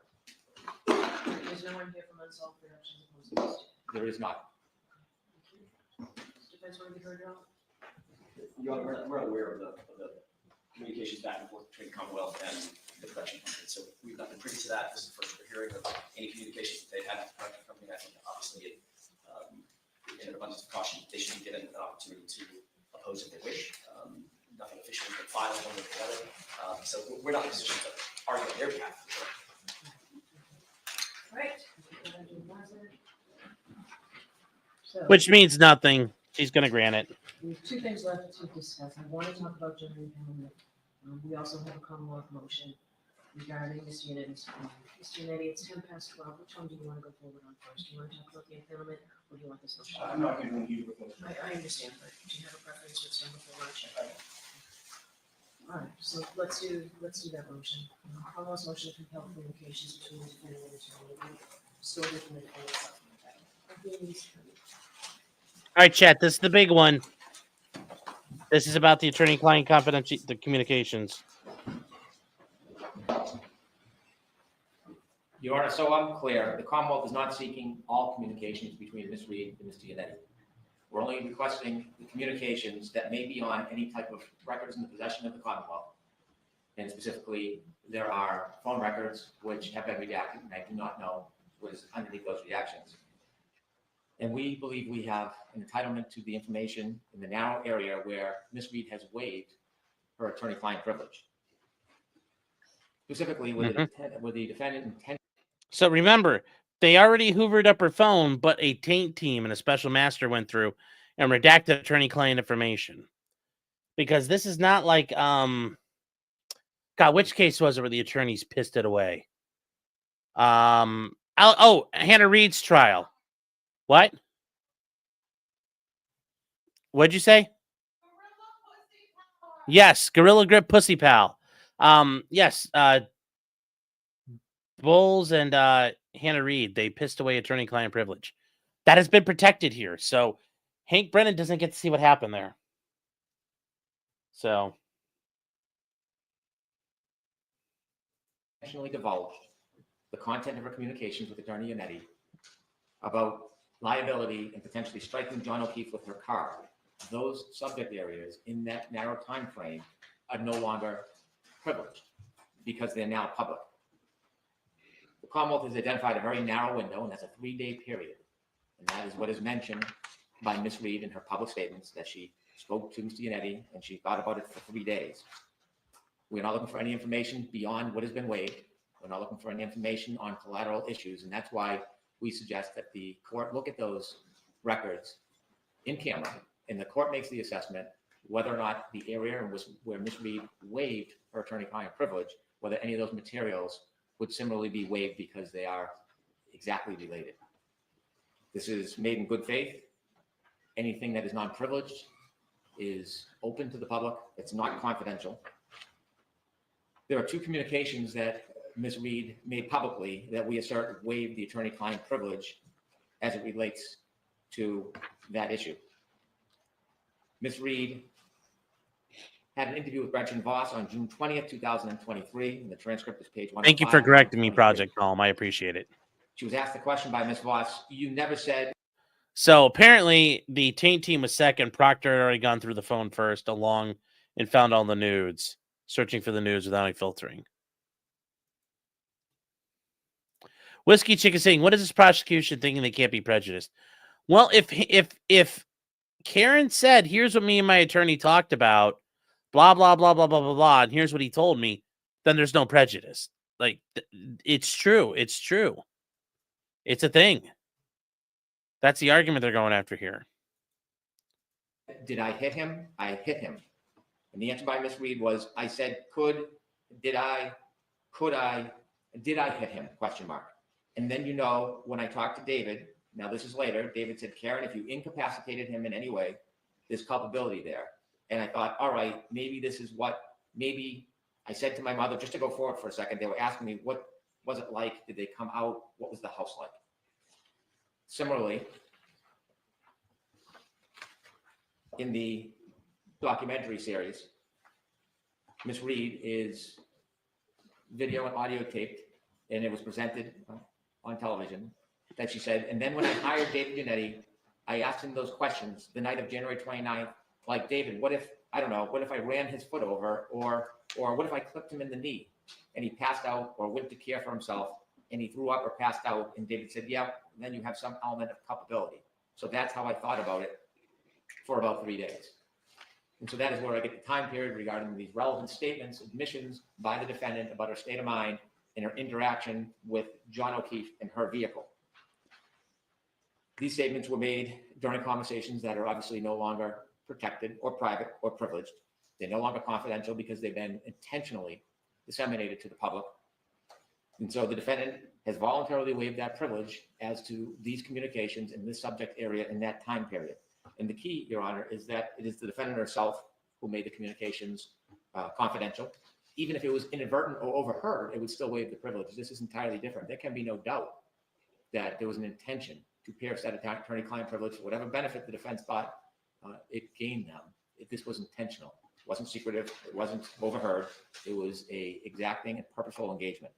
So we ask you to review the cell phone extraction, any text or emails that may be on those extractions, and relative to that short window, relative to this specific area, anything that is waived that is no longer confidential, we believe we're entitled to.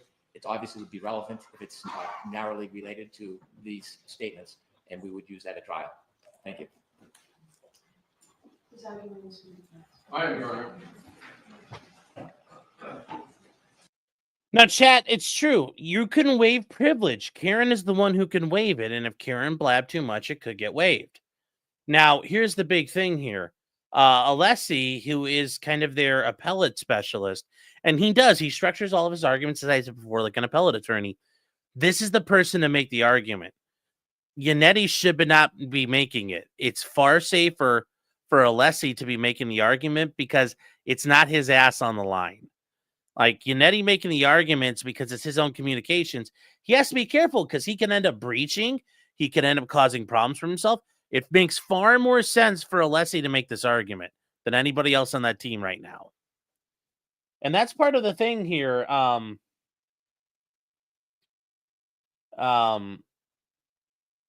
and Creed, I think you're 100% right.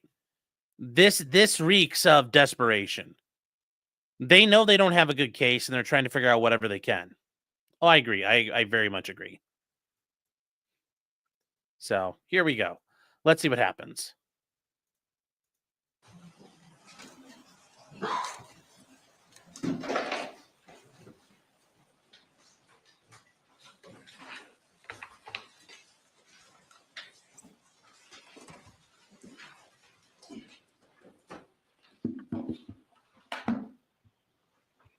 May it please the court. The Commonwealth concedes throughout its motion, as it must, that the communications it seeks to intrude into are privileged communications between Ms. Reed and her attorney, Mr. Yanetti. 2 of the 3 instances of the communication they cite to are over 9 months old, and that's in 5 months old, respectively. So you have 9 months ago, the Gretchen Voss statements, and 5 months ago, the Vanity Fair statements. But they waited until less than 2 weeks before the start of the trial to bring this momentous and potentially far-reaching and consequential motion. Why? Now, that's very important. Alessi brings up a great point. Literally, you've had months to prepare for this, and now you're bringing it up now. That's showmanship. That's trial by ambush. We don't tolerate that. The other big thing here is, and this is something I think you guys understand, Karen Reed has done a bunch of interviews with the local news reporter. That's the Voss thing, but also Vanity Fair. Like, think about that, guys. Think about that. I mean, it's one thing to do some PR, but holy cow. I don't think this is the smartest thing in hindsight. And 2023 was Voss. Thank you, Mary. That's what I thought too. But yeah, this is months old, almost years old now. You don't get to come back and do this.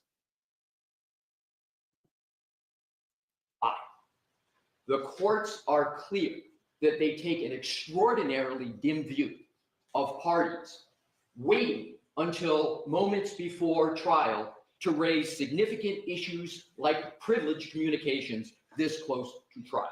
The Commonwealth does not explain their delay in raising this issue this close to trial. With regard to the third communication, the HBO Max one, it regards the same event that is discussed in the first two. There is no addition of an event in the third one. So that third discussion, the docu-series, regards the same events that have been extant in the first two that have been extant for 9 months and 5 months.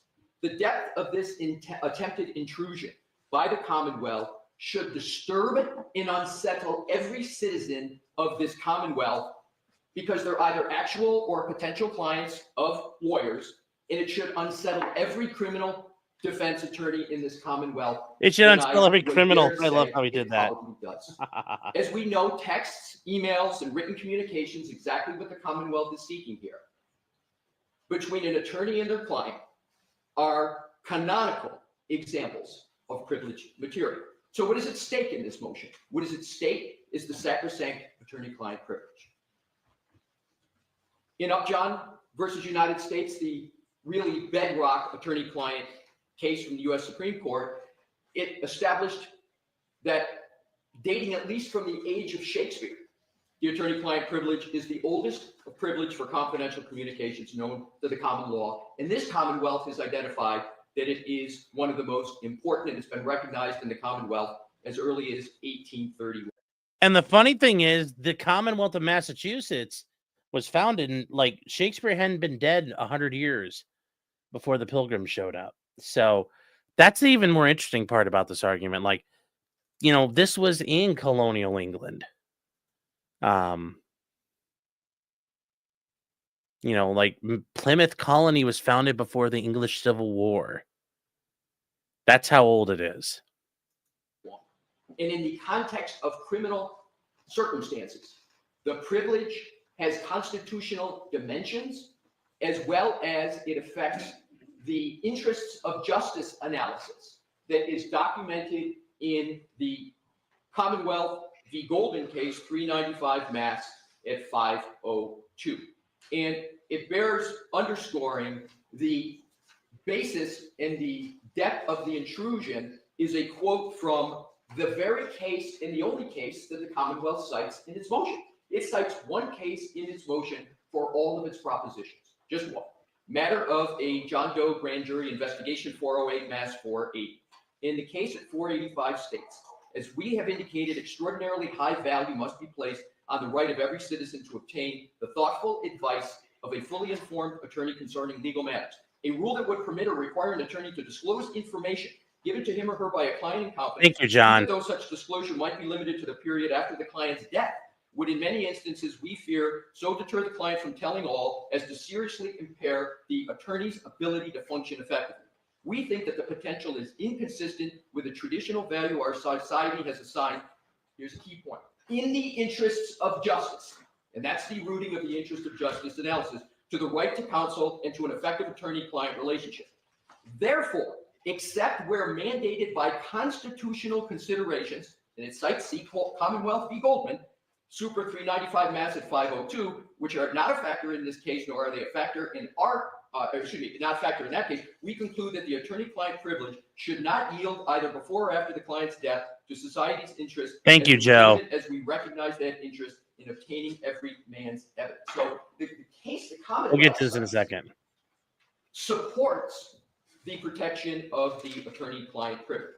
With that law jurisprudential predicate in mind, I now turn to the statements at issue here and their import to that. And guys, I didn't hear this yet, but it's nice to know. I'm not gonna say great minds think alike because this guy's far smarter than I am. But I mean, just merely kind of riffing the foundational issue of attorney-client privilege. It's the most foundational part of the law. of American jurisprudence. Because even in Britain, they have attorney-client privilege, but it's not like ours. Here in America, attorney-client privilege is like the gold standard in Europe. And if you like, go listen to Mindset. Japan, not a thing. Go to a lot of places, not a thing. So it's truly something we should cherish and be proud of. And it's great to hear him address it that way and give it this hallowed right that the state is now encroaching upon the temple. And yes, defending it with religious zealotry, religious fervor is what you should do here. And he's doing the right thing. Analysis. You know what, Mr. Leslie, I'm going to stop you. I understand the Commonwealth's argument regarding waiver. I understand that the request is now routine, but I'm not going to give you this information, Mr. Brennan. I don't even think it's appropriate for me to ask, so the motion's denied. Well, I didn't know that was going to happen. She's just like, yeah. Stop. And she's like, yeah, we ain't doing it. Like, wow.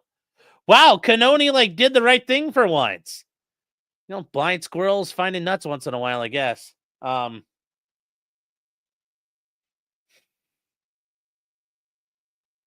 not gonna say. I'm not gonna say I'm surprised there. I'm not gonna say I'm surprised. Yeah, it's too far for even Bev. Yes.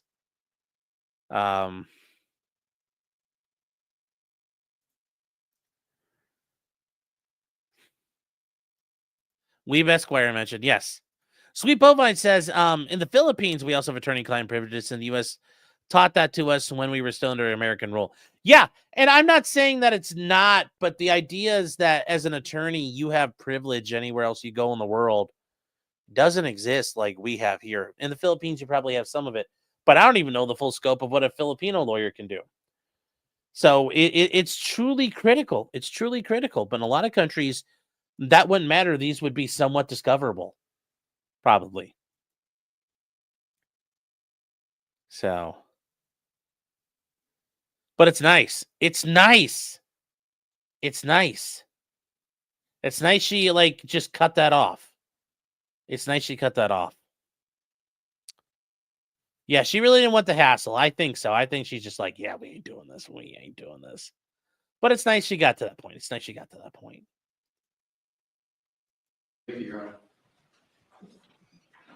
So Leslie's like, well, thanks, Judge.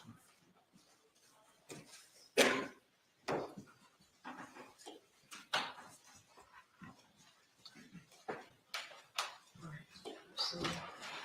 we need to talk about impanelment. What time is it, 5 minutes? That kind of makes things all better.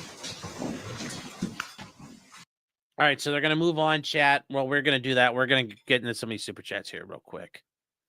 I need a 4-foot train. Make it happen. I do not need a 4-foot train.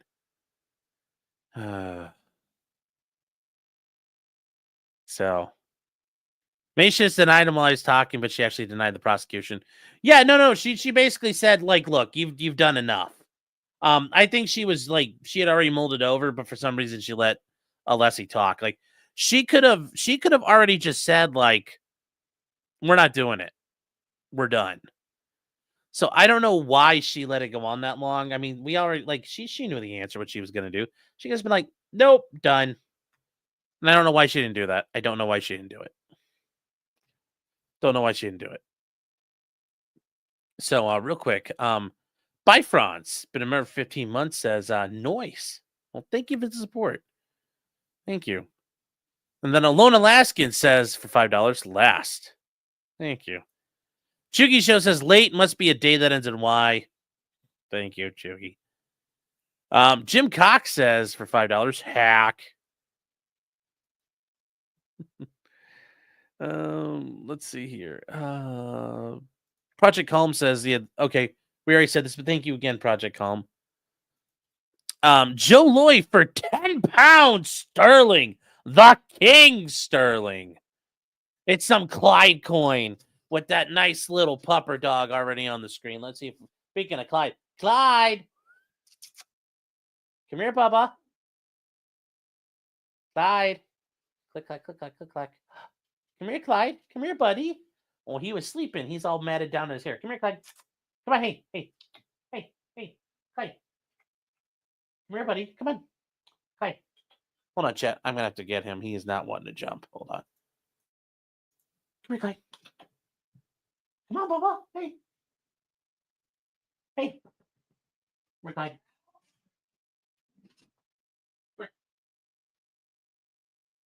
Come here, Dinglebot. Your people want to see you.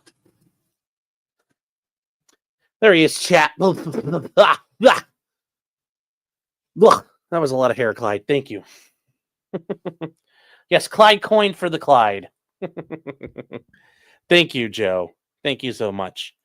And Project Calm says, this is a big lesson here that an inner voice self-doubts that anyone has who's told they did something horrible or the only evidence against her. Yes. But once again, anything you say can and will be used against you.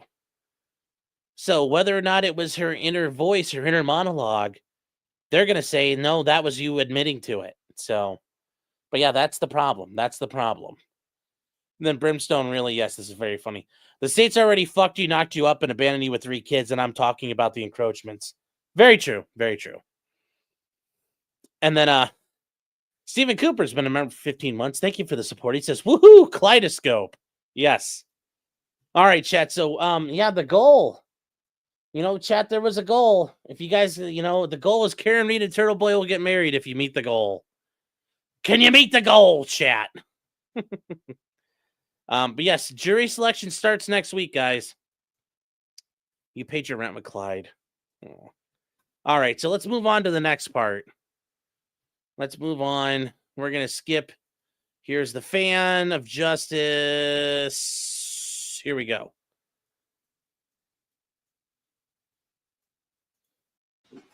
Supplemental questionnaire, very similar. So I have a question. So the Commonwealth on your number 5 on the first page. I don't like the 2 questions in a row, 4 and 5. I don't think we need 5. Is that okay with you, Mr. Brennan? I don't think we need both. Yes, we got it. So that's out.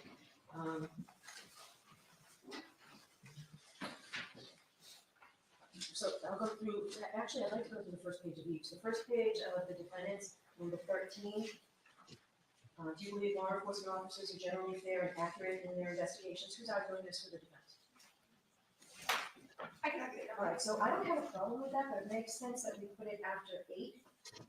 Those series of questions. No objection to that. All right, any objection to question number 13 and putting it at 9, Mr. Brennan? I don't have any objection to moving it after 9. I think it's a bit one-sided. It leans towards one-sided, but I don't have a strong objection to it. We can balance it if you want to suggest some language. If there's an invitation to balance, I'll need a moment. All right, so you can suggest something Okay. at something. All right, so now moving on to the second page.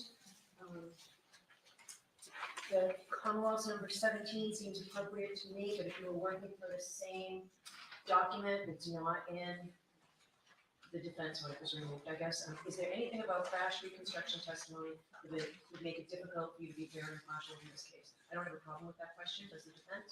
We didn't have a real objection to it, just wasn't a particularly useful question. We thought at the last trial, everyone said no, so in furtherance of trying to have additional space for more helpful questions, we just decided to exclude it. All right, I think we'll keep it. There's one I do want to get rid of, the cross problems last time, but we'll talk about that. All right, so thank you. So question number 23 on the defense.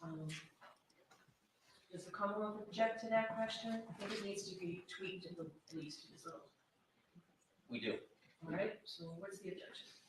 I think the question, the way it's written, invites a juror to potentially not follow the judge's instruction.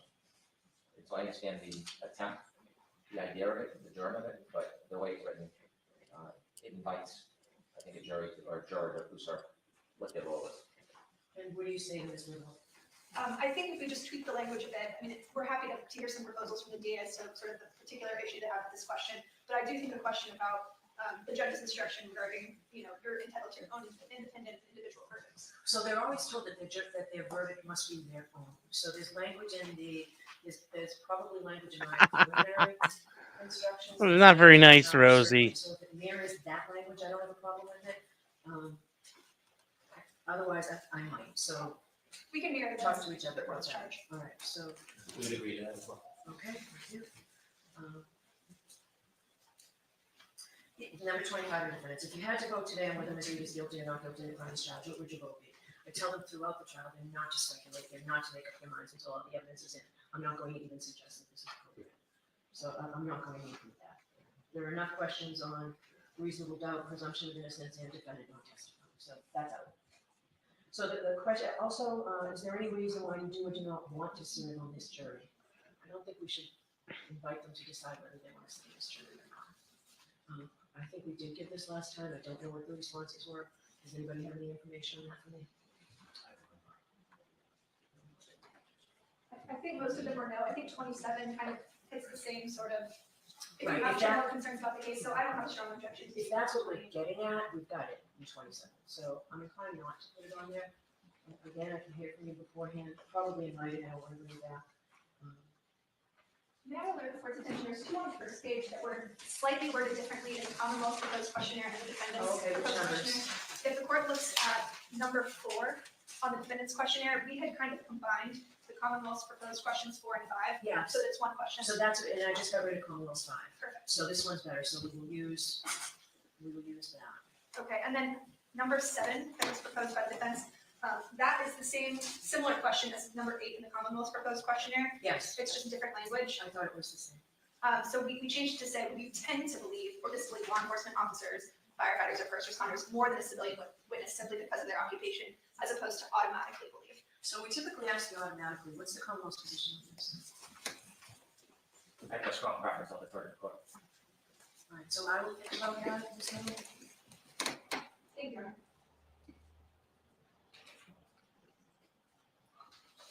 All right, so the question that I don't like, and you may remember, it causes a lot of jurors to say, I have no idea what you're talking about. 21 on the Commonwealth, 20 on the defense. So you may find the defendant guilty based on circumstantial evidence, but you cannot find the defendant guilty based on speculation, guesswork. Not yet, chat. We're not there. Difficult for you to understand the difference Not yet, between Afton. circumstantial evidence, speculation, guesswork, and surmise. I'm sorry, can you repeat that? It's your number 20. I'm not gonna read it here. It caused a lot of trouble before. I think in every single one, I had to repeat myself, with the instruction that I gave in anticipation of this. I gave them a pre-charge on circumstantial evidence and not being able. Yes, just the way that it's phrased in the Commonwealth's questionnaire, it makes it seem that the Commonwealth doesn't have to meet their burden of proof. I think it should be omitted completely. I have no issue with that, it's just the way that it's Does the phrased in the Commonwealth- Commonwealth's questionnaire. It's just confusing in my mind. Okay, it took up, if you remember, it took up an inordinate amount of time, virtually every single juror. We have no problem with All that. right, so that would be omitted. Right, so that's that. Ms. McLaughlin, I think you said, and I think I cut you off the other day, that the third page was right from Chisholm. I reread Chisholm on 95 pages of it the other day, and I didn't see it. Where does this third page come from? The publicity one. The questions come from Chisholm, that were asked in the juror questionnaire. The other, some of the other cases, questions were part of the juror questionnaire in the prior trial, that just moved over to this page, so this page dealt with the questionnaire exclusively about fraudulency. Okay. All right, I think that we all know many, if not most, and perhaps all potential jurors have heard about this case. Giving them the opportunity to write the details that they recall down may take an awful lot of time and space that we don't have on this form, and frankly, I don't think we have. So what are your positions on, what's your position on 3? Here, if I may, I can stand up the excerpt from the Chisholm case that outlines the.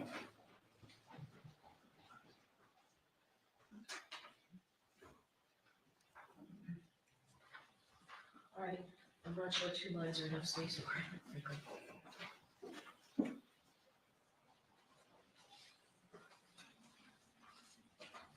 All right, I guess we'll see what we can do. I didn't realize it came directly, same language.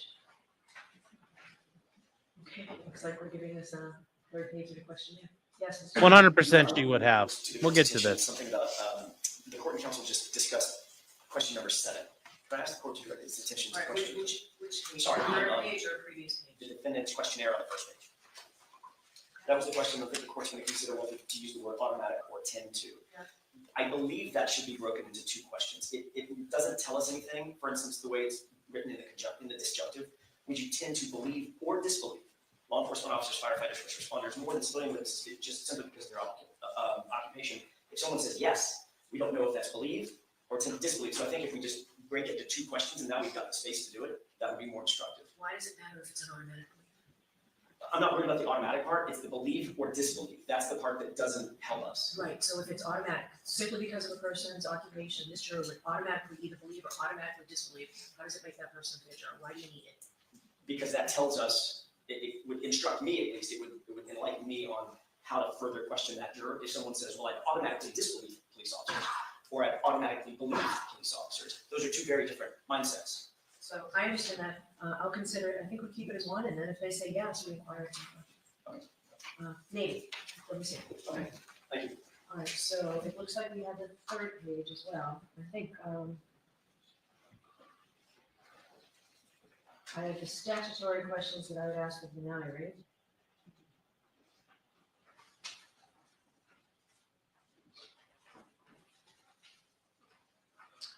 If we take that question that Mr. Jackson just talked about, I can ask each individual juror, if I use the tend language, if the testimony were in conflict, would you tend to believe the testimony of a police officer more than any other witness simply because he or she is a police officer? And then conversely, would you tend to disbelieve a police officer simply because he or she is a police officer? I typically do that at sidebar in every case, asked exactly like that. So it makes more sense to me that we do it that way rather than a questionnaire, but if you want to know the questionnaire, we'll see how it is. So what's your thoughts on? That would be the best preference. Do you care, Mr. Brennan?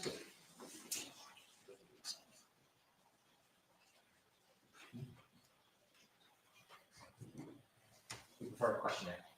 All right, so I'll think about it, I'll do it one way or the other, and you'll know next week. So one of the things that I was considering doing, so we have a lot of jurors coming in next week. On Tuesday, 218 jurors have been summoned, is my understanding. We will get some portion of that, we will get some fraction of that maybe, just on how it goes with whether people are here and available to testify on that date, to serve as jurors. So say we get like 150 or 175 jurors. I have my remarks to sort of just direct them to what their job is, as you remember, and then I leave and I give them the questionnaires. My guess is with the jurors to fill out this questionnaire, have the questionnaires collected and copied, might take an hour and a half or 2 hours if we have a really large number of people. What I intend to do, at least on Tuesday, is have all the jurors fill out the questionnaire, however long it takes.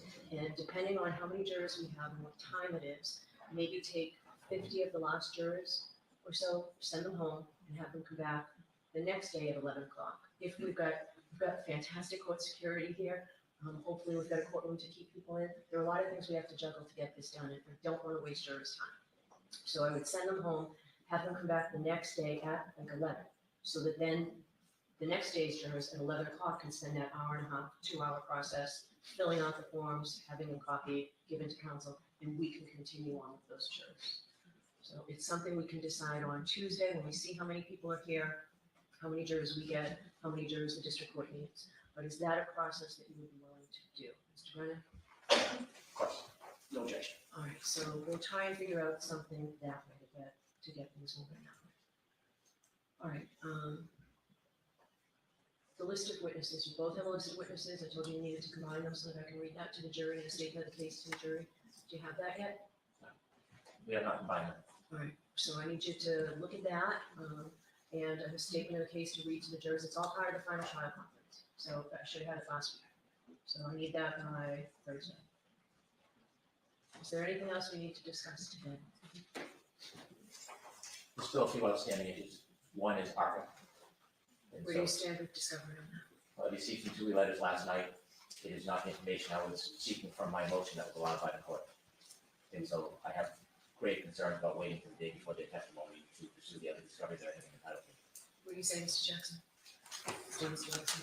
Your Honor, I do not know what Mr. Brennan is referring to with regard to what he's looking for and grave concerns. The hyperbole is unnecessary. So there was a motion allowed, so that should be able to, there was a motion for the discovery allowed, that. It So that was, should narrow, Right. right? pardon me? That should narrow things. It does, and we have not, I attempted to confer this morning with Mr. Brennan, and my recommendation to the court would be for us to confer further, because I just don't understand what he thinks is out there, but we haven't conferred fully either. Okay, all right, so do that, we can address this next week. I think we probably have plenty of time to sort of tie up loose ends during the impoundment process, because I think it's gonna take a very long time to get a jury. Understood. And I expect we'll file a response to a proposed expert we received. Yes, I'm wearing pants. And I can be seen until later, which I want to have a chance to respond to. And Your Honor, if I could, please, one more item when it's appropriate for Your Honor. That's okay, go ahead. Thank you. We did receive the, Your Honor may recall the argument over Dr. Welcher in Your Honor's direction request, and then the assent of the Commonwealth that they would redo what they had provided, that 140 slide presentation. We did receive that, but we received a lot of other material in addition to that, huge megabytes. I haven't even been able to open it up. It takes so long to open it up. I respectfully request that we, Your Honor, grant us please 2 more days than what we had to take a look at that, because it just taken an extraordinary amount of time. Makes sense, Mr. Brennan? I can be clear, there's no new information. What Mr. Welch did is that all the information he based his opinions on was in the gigabytes we provided to the defense, but he wanted to make it as seamless as possible. So to effectively hold their hand through it, he put each site under each slide so they can find it in the file folders exactly where it is. So it's instructive and helpful, but it's not new.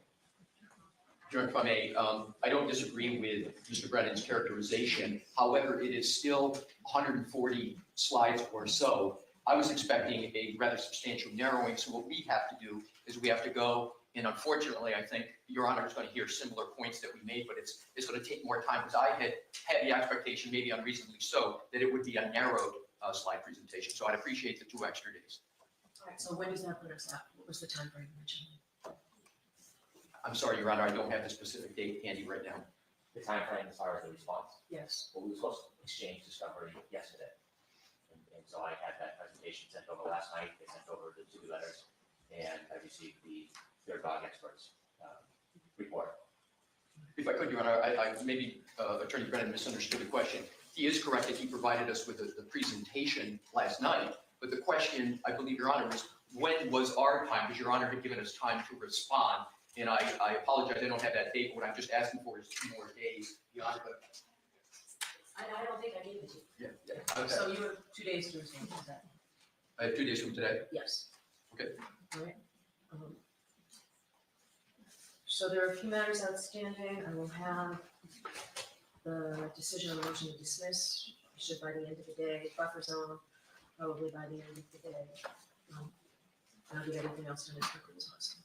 All right. Anything else? The only other things, and logistical issue, as it pertains to both the voir dire process as well as during the trial, I wanted to ask the court if there was a mechanism by which Ms. Reed could have at counsel table some sort of earpiece or headphones or something that's slaved to a microphone up at the bench at sidebar, so that she can listen in on both. It's very, I want to avoid that if possible. It's clunky. You know, Chad, we've seen those every other time where people listen in or they all start talking on them.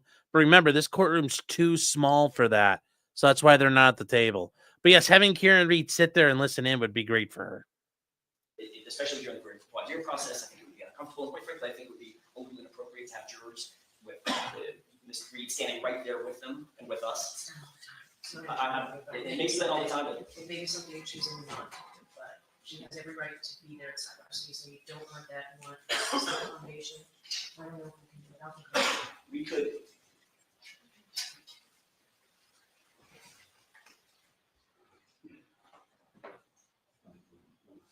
One of the things that we were talking about is potentially a closed circuit wireless microphone up the bench and a set of headphones here that she can listen in. Put it all in writing. I would Okay. like to have had before today. We've been moving around courtrooms. It may not be able to happen. Okay. All right, so the alternative is she can come to sidebar, but any sidebar discussion, empanelment, whatever, it's her absolute right. If she chooses not to do so, I'm going to need you to tell me that. I'll put something in writing and perhaps I've got a plan in the back of my head. I'll put it in writing. And We have a lot of different equipment that we need to make sure has priority. It's a new Understood. courthouse, so I'm not very hopeful that we can accomplish this in the next few days. Okay, well, thank you for entertaining. All right, one thing, when we get the juror questionnaires, the supplemental juror questionnaires that we talked about, and I need you both know what our decision is here, other than the 10-2 versus automatic. Let's go with 10-2. And I can either do that inside or in the form. What I'd like you to consider, and lawyers have done this in other cases that I've had, is if there are answers that are clearly what you believe would both sides agree, jurors excused for cause.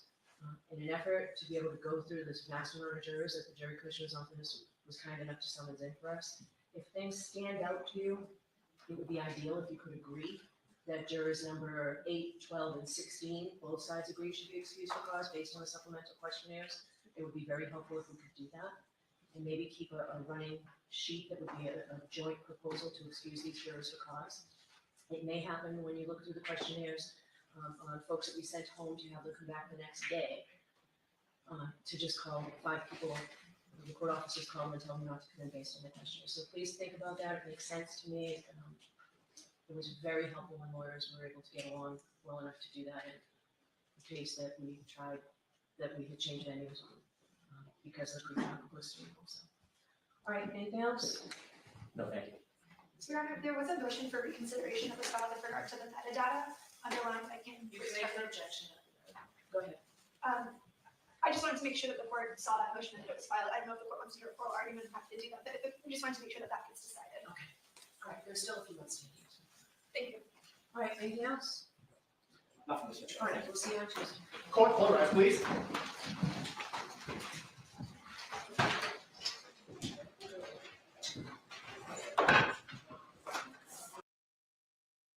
All right, chat. There we go.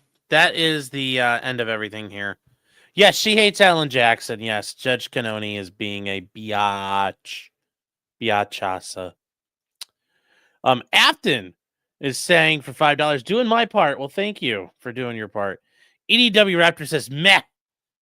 Goal now hit. Yes, guys, we met the goal. Karen Reed and Turtle Boy will get married after this. And then the amateur iconoclast gifted 5 subs.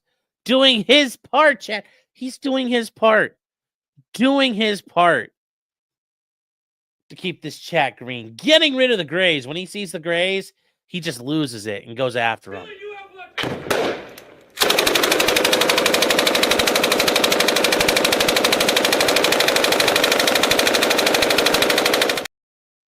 That's right, chat. He just sees the grays and he just hoses them down.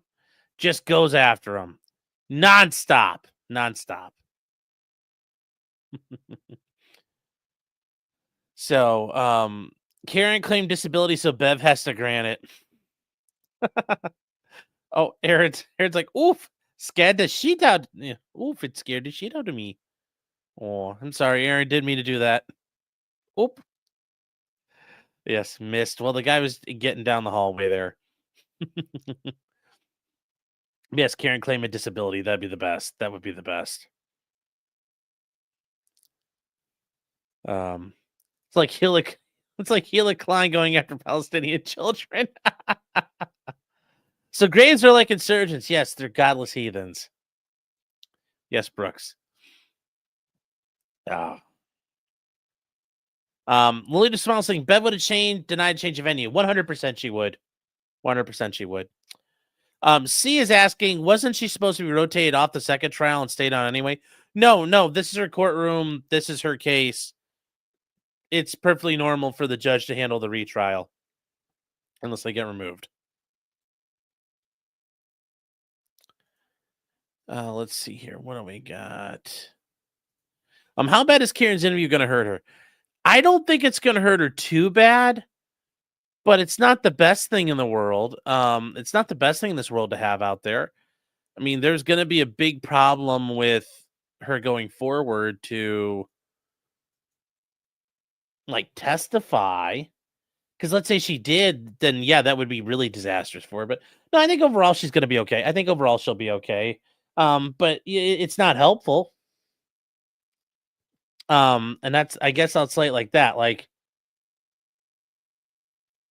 you know, you're asking, is it bad? And I'm kind of thinking, as opposed to, why did I do that?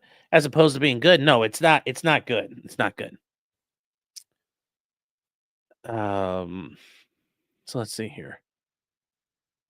You heard 2.0 yell, yes.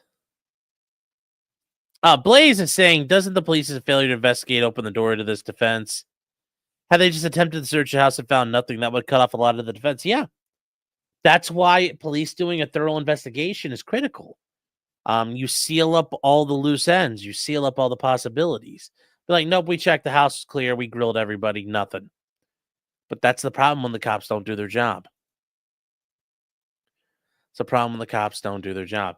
And real quick, guys, we'll go to, if you guys have never heard Karen talk at length, there actually is there is a little bit here of Karen, if you've never heard her speak, that we're going to do here. And real quick, Haven King says, does this mean if somebody says the N-word in court, the court reporter must also say it? Yes. They have to say everything you say out there. Like, there is no, oh, N-word. No, you have to say the every word for word what's said. Yes. So, but anyways, this is Karen. If you've never actually heard Karen before, meet Karen Reed. Is this what you ordered in? Yes. They only make about 4 decent suits for women that don't make you look like Hillary Rodham Clinton, and I've got them all. So now I'm on to dresses. All set? Everyone's phones off? Walking out. So did you? I still want one of those. Now, like, does the clump thing, does that so they could sync up the audio still? But, like, I love how the numbers are running. It just goes clunk. And then, like, I don't know if those numbers actually mean anything on there. But yes, this is the one thing I have a massive problem with for Karen Reed. The accent. Oh, I know apparently people from Massachusetts are saying she has like the Fall River accent. I'm like, it's all Boston to me. And it's just like, ah. But yes. Yes, she also has the 1,000-yard stare. Yes. She looks like she was on Operation Hastings. You know, she wasn't even in country for Hastings yet. But anyways, here we go. Drive your car into John. I did not drive my car into John. Didn't reverse it.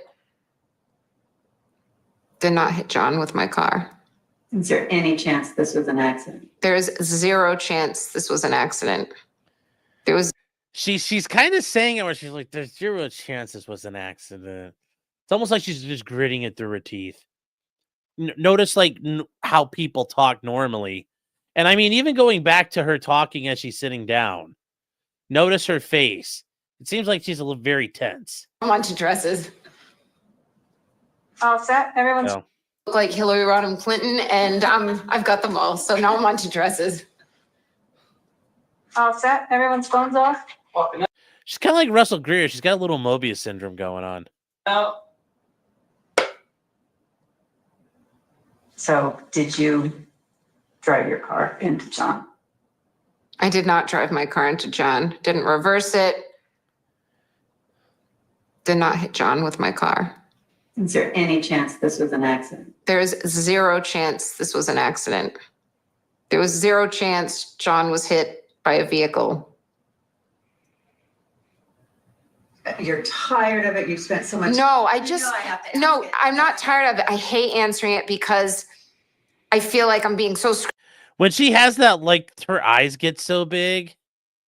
Like, this is always like, look at that look. You know, she's going to be like, imagine that. She's like, I'm going to bite your dick off. Imagine she told John O'Keefe. like I'm being so scrutinized. Like, did she blink 3 times or twice? And did she like smirk or look to the right or down and up and left and whatever? And like, it just feels so fake, even though it's true. I rather like explain everything else. And like, I did not hit John with my car. Like, I can't. To be fair, this is correct. There's nothing she can do that's an acceptable answer. There's no answer that works. So she smirked and didn't smirk, or cried and didn't cry. Like, there's no answer. There's no answer. Brittany says it's a very Mass thing. That's a Massachusetts thing. Yes. So, she does have Crohn's and MS. Yeah, I know, but her face is just like, she's like, I'm going to tell you what I know. Oh, E 2.0 says there's a lot of Botox going on. Is that a duck lip serum or just RBF? It's probably a lot of Botox. The way she keeps her upper lip is interesting. I know it is. It is very weird. Fire Dice says her accent isn't that bad. Yes, it is. They're all bad. The only person who doesn't have a bad accent is David Yanetti. And I don't know if he's from there. But everybody else has an awful accent. The hell ye guy.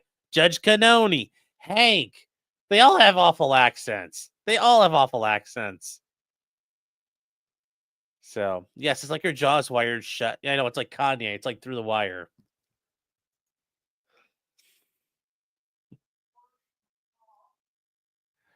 Hold on, wait, what's that?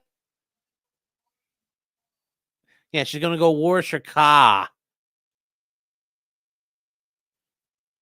Lally's accent was fine. Yeah, well, Lally was boring, so maybe when to fall asleep.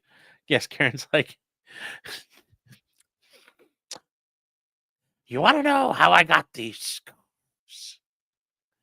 Well, we were at the waterfall, and John broke open the glass, and he said, "Why so serious?" DMX also had his jaw wired shut. Yeah. Viv Riandre, is there a summary video? Okay.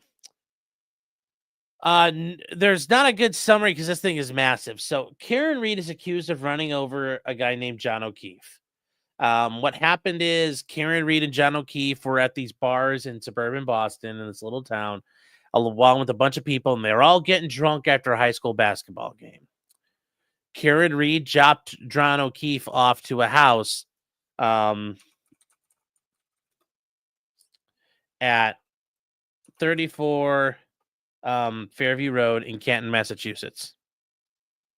Oh no, the house is blurred out now. That sucks. So we're gonna use this view right here. John O'Keefe was missing the whole night. Nobody claims they saw him. Now, this house is here. And there's a massive snowstorm. It's blizzard. Like, it's a blizzard. And this is in January of 2022. January 28th to 29th.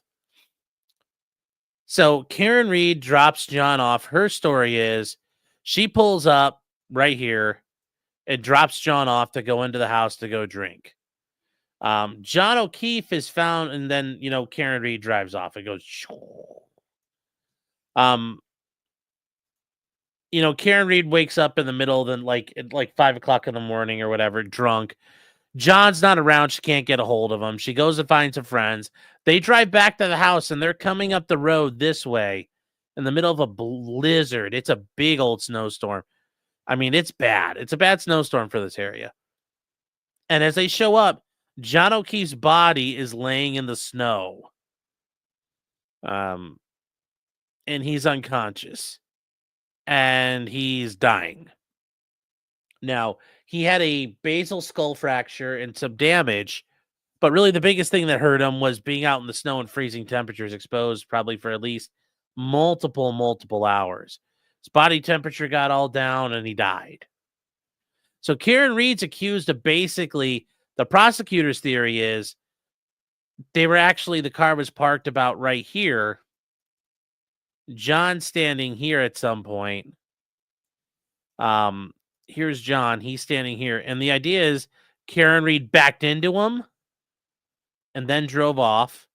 And as she backed into him, she bumped him and he went flying and landed in the snow and killed him. Or some version of that. So that's basically the story here. Now, Karen clearly was intoxicated. So that's the idea here.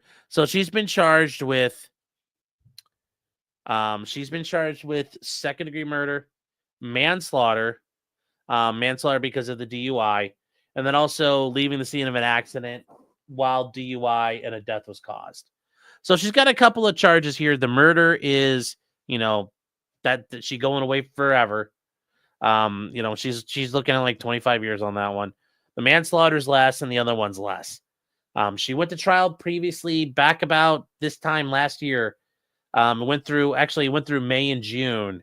It was a massive trial. She got a hung jury. They're retrying her now. So I hope that kind of sums it up. I hope that sums it up for you.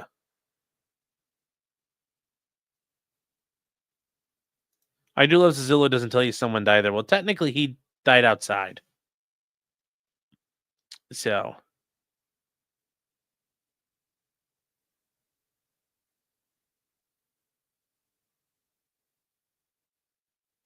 do they have to disclose that there was a murder if they can't prove it happened inside the house? No. No. Brooks says sounds like he's on trial for being a hoe. Yeah. Mark says, where do they find the taillight pieces? They found the taillight pieces in and around John O'Keefe's body. They found a bunch of them in here when they were digging through the snow and sifting it. They allegedly found a couple pieces of glass, the polycarbonate glass on John O'Keefe, like fragments of it. They found a little bit on her bumper. Like, it's not 100% clear what they did. But I hope that answers your question because, hold on, where are you at? I missed, where did I put it? It doesn't cost anything. Google will blur your shit out if you ask them. You can request it. They will do it. It's not hard at all. I'm trying to find who had that question. Their accents are more Western Mass than Fall River. Well, somebody had said it the first time through, and I was just like, this is all horrible. Oh, Vid Ravandre, yeah. I hope that answers your question here. I hope that answers your question. Let's see.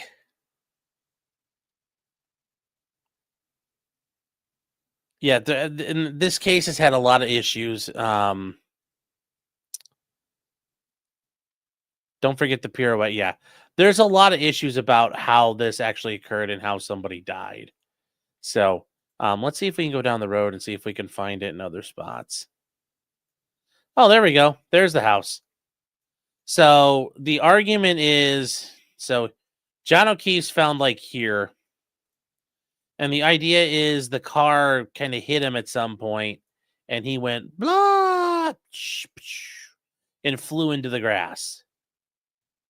So that's the argument.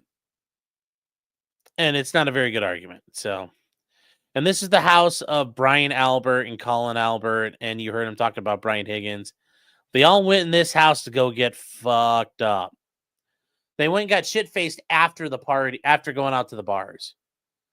So that's why this house is a critical part of the piece of the entire story. But yes, and the first trial was crazy. Oh yes, 100%. It was very crazy. You find out the police were very incompetent. Not only the local police in Canton, Massachusetts, but also the Massachusetts State Police who handled the primary murder investigation were absolutely awful. One of the members of the Massachusetts State Police who was on the case has since been fired and terminated. Other ones have been disciplined, and some of them still might be up for termination. There's a lot of problems with this case. They collected up evidence with like solo cops. Like this was entirely like an amateur investigation. So, the Fall River memes come from Proctor's text. Okay. So, just to be clear, the Alberts don't live there anymore. Correct. Yes. Afton is correct. The first trial was hilarious. We ended up with one of the detectives is known as Detective Bukaki, and he actually said on a mic, "Kill me now," because it was going so bad for him. He muttered it under his breath. Gotta rewatch the first trial, I guess. Yes. We watch the first trial here. You can watch it here, or you can watch it without any commentary on Law and Crime or Court TV. So, that's it though. That's kind of where we are, guys. On the Karen Reed motion to dismiss, the judge flat out like denied it. You know, gave it the favorite Ricada words. It got denied. So there's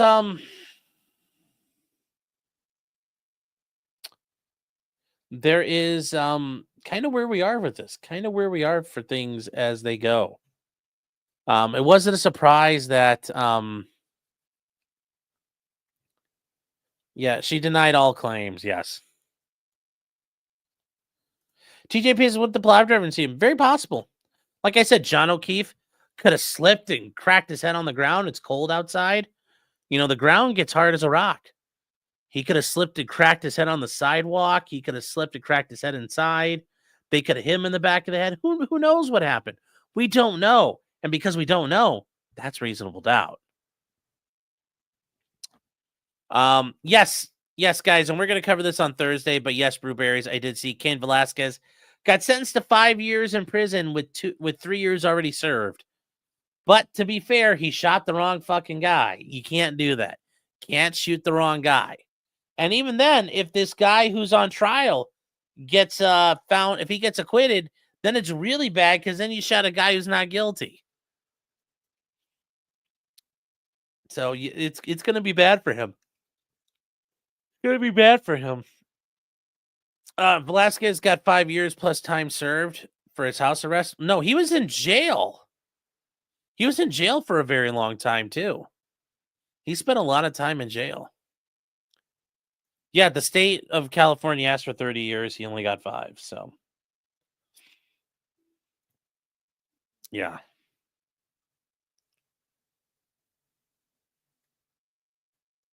Yes, so that is kind of where we are, guys. I still think Karen Reed, if they go down this whole, they go down this road of like she was framed, it's like, there's so much stuff they can work on. Did I see the big YouTuber getting arrested? Yes, Eric Conover. Yeah. Yes, I thought that was pretty interesting. He'll end up only doing what, like 18 months? It depends. California, depending on how serious your crime is, you actually do all your time. Yes, the judge was very emotional and sympathetic to Cain. Yep, but the problem is still, you can't, if you're gonna fucking shoot people, you better shoot the right fucking guy. And that didn't happen here, so.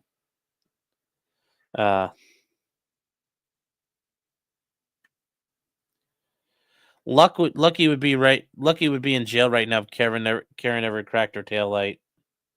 Yeah, I could see that argument too. Clyde is an alibi, yes. Brittany says, does he get a do-over? Who? Cain Velasquez?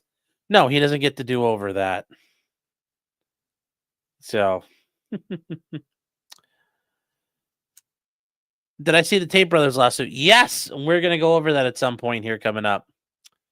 We're going to go over that coming up here. And we might actually be able to do that tomorrow, if not tomorrow, Friday. Tomorrow, I'm thinking we are going to do a members only. So, guys, if you guys want to become a member, you can join for, joining as a member here on YouTube is pretty cheap. You get the benefits of all the emojis, and also you get to the members only shows that we do. Try to do them on Wednesdays. We are going to do one tomorrow night. We're going to do one a little earlier because we got Trump stuff. So probably about 6, we are going to do members only. I'm going to put it out there. Members only starting at 6. We'll go for a little while, and then probably about 8, we'll start the Trump stuff because the trendy arugula, there are a lot of updates in that, and it's going down. It's going down. And interestingly enough, a bunch of Venezuelans were sent back to Venezuela this week. So you're like, what gives? What gives? But there's a story to it, and we're going to get into it. We're also going to get into the issues with the National Security Council using fucking Signal. Yeah, talking about getting ready to blow up Yemen. And yeah, that was great. Yes. Oh no, I need to do that. Good point. Hold on here, chat.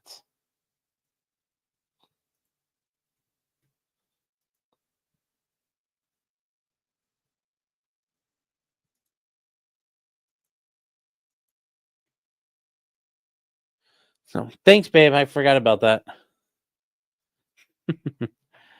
So, you never heard of Eric Conover till now? Yeah, we looked at him on Monday night. We looked at him last night. God, that guy is weird. His channel is weird, but we're going to talk about him on Thursday. Viv Ravandre. So if you're interested, we do I do a live show we do live shows every night, but Thursday nights we do the crime stream. That's kind of like a bunch of different stories we talk about all at once. Things that generally can't be their own story. That's the stuff we try to do. So that's what we do every Thursday night at 9:30 Eastern time. Otherwise, it wouldn't be the best show there.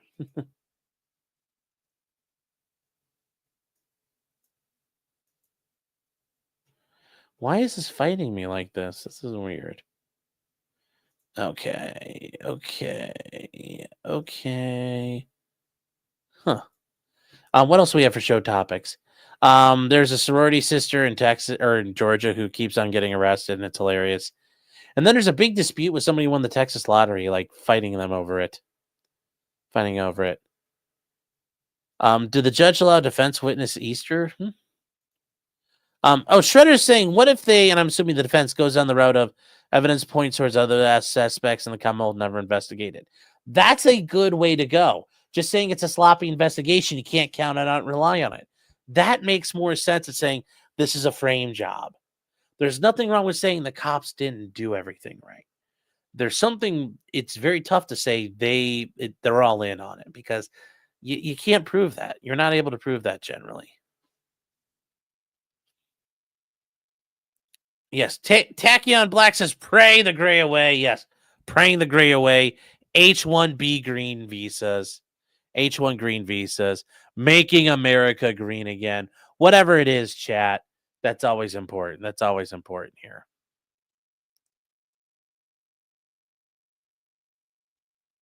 Aaron says, wait, the blog is gifting? To be fair, YouTube, when you have a channel, YouTube gives you 10 free memberships to give away every month. So I'm not like, they're like 10 free ones I can give away. So. Robert Lawrence saying the single thing real. It sounds like it to an extent. Yeah. Yeah. They're not saying it's not fake. Oh, Vid saying I know I've seen your channel since LawTube stuff, but never gotten to Karen Reed. Okay, well, thank you. And if you've been around and I forgot about you, I apologize. Just wanted to make sure you were aware. That's also for anybody else out here, guys. Thursday night show. Let's see here. Yes, it was real. Like I said, they even admitted it was real. I think Tulsi Gabbard was in front of Congress today, so it worked out where she got to talk about it. Tulsi fired a bunch of people over it. Well, it doesn't matter if she fired a bunch of people. You know, the National Security Council was there. So, like, the National Security Advisor, the head of the CIA, the head of the Director of National Intelligence, the Chief of Staff, those are the people who are kind of like heads that have to roll. Heads have to roll. So that's the issue there. But real quick, William Wallace brought this up earlier. Geeks and Gamers lost a member today. Rip for Miles and me, Monroe. So yeah, guys, if you happen to know them or you watch Geeks and Gamers, apparently they lost somebody today. Never a good day to lose someone. Never a good time. Never a good time to lose somebody. Cheryl for $10 says, "Come now, stop making fun of the Massachusetts accents." You're right. I will. I can stop. I'll stop. Thank you, Cheryl. And then EDW Raptor gifting 5 subs. Bibliophile gifting 10 subs. Let's go, chat. And potentially criminal gifting 10 more subs, chat. You know what, chat? See this right here? You know what this means? It means not welcome. That's what this means, not welcome. That's what it means to you, Grays. Just bringing the pain to all the Grays. Anything green is just crushing the Grays. Just crushing the Grays.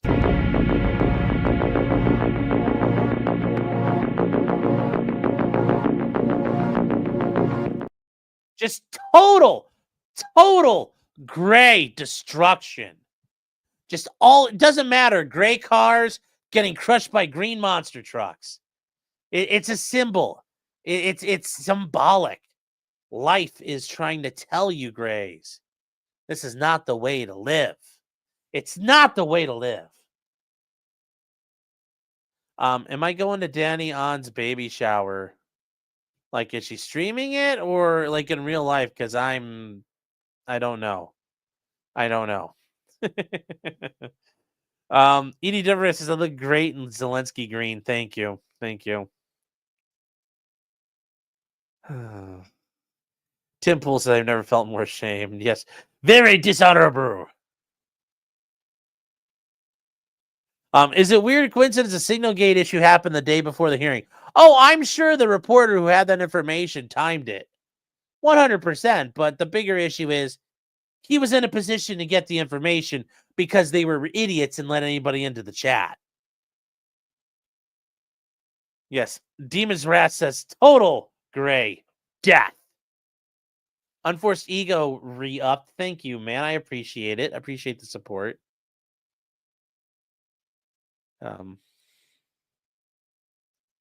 I won't travel. I mean, well, I'm not gonna. She's doing a streaming baby shower. I mean, I would travel for certain things, but like, just like, that's just like, just for a baby shower seems kind of a little overkill. But she's doing a streaming shower. Okay, cool. I can do that.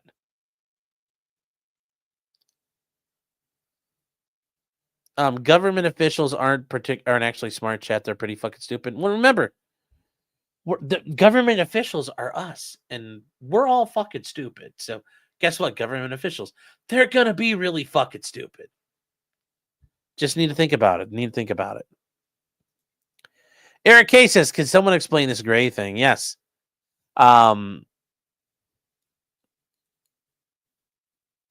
So the gray thing, well, the grays is just if you're not a member, your chat shows up with a gray name.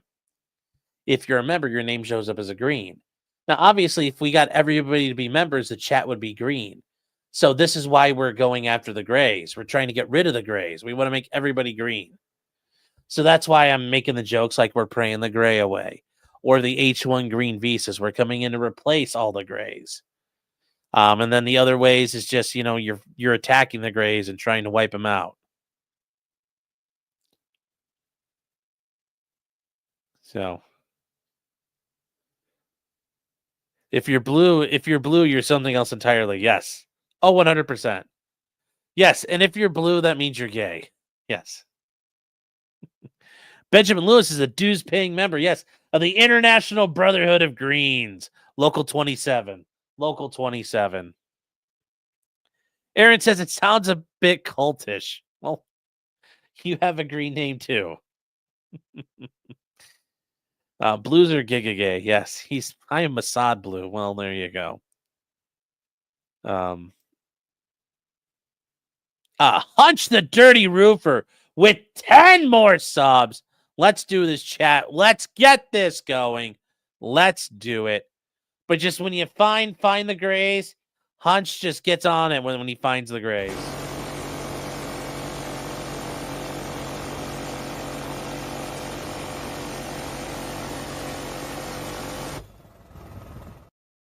Just can't stop him. Just can't stop. When he sees the grays, there's only one answer. There's only one answer. Yes. The cult of Clyde continues to grow and grow and grow. Yes, that's right, chat. Buy your Clyde coin. It's going to the moon. Off their mond, as they might say. Nico says the ham operator's local 8113. If that's a ham joke, I don't get it. Unless you're making a joke about ham sandwiches. Taylorship Business is giving up her conviction. Wow. The little Jen Chen that could says, Grays unite. Oh, if you unite, it'll make it easier for us to find you and crush you. So do not unite. Stay dispersed. How many dollars is that spray worth? A lot. That's a lot of ammo there. So a cult with Bitcoin, yes. Nico says a bit of both, but 8113 is HAM. Well, thank you. Yes. You can smell Grays in the attic. Yes. You're hiding them under the floorboards, aren't you? Are you not? You're sheltering enemies of the state. They're under the floorboards, aren't they? They don't understand English, do they? No. Point them out for me. I'm just a gracist. You have 100% goddamn right I'm a gracist. I am a green supremacist. I am a green supremacist, chat. Green supremacist. Send the Grays to Ukraine. Yes. And then Bella gifting 5 more subs. Doing her part, chat. Thank you, Bella. Thank you, guys. I appreciate the support and your generosity. If you guys get a membership, don't be afraid to tell her thank you. And then, you're not welcome, Grays. That's right. Yeah, Neo Dark Matter says you want a Grays union. That's not how this works. You don't get to unionize. You don't get. I forbid it. I forbid it. I've decreed that you shall not. I've been wearing this shirt since St. Patrick's Day. Oh. Sleazy says every membership adds a spider to the box that's going to get sent to me. Please don't do that. I don't need my anxiety to build. I don't need my anxiety to build. I don't need it to build. I don't need it to build. Please don't do spiders. I would rather get hugged than have to deal with spiders. That's how bad I hate spiders. Johan for $10 is saying, I just want to send you some love your way. Thank you. I appreciate it. You're a stand-up guy, and I know that we bust stones, but it's all love. Of course, of course. Have a great week, and you win all of the things. Well, I hope so. That's not a bad game plan. And for the bullpeen fund, for Clyde, we can buy more peens for you.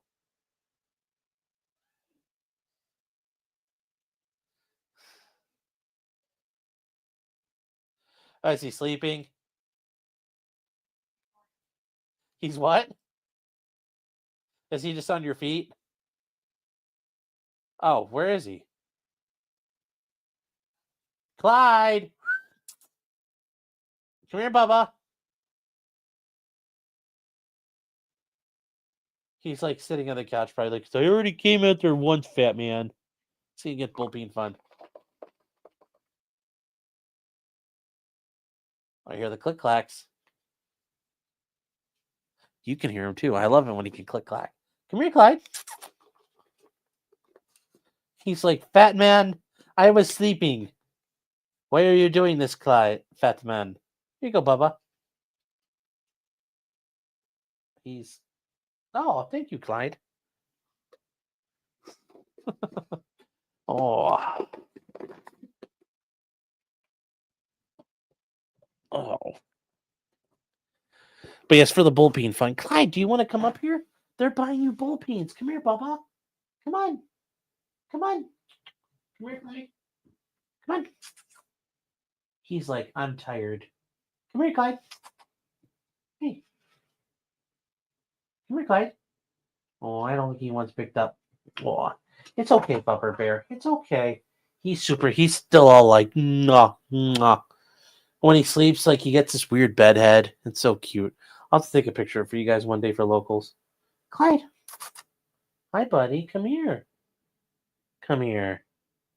Hold on, chat. We'll grab him up again. Hold on.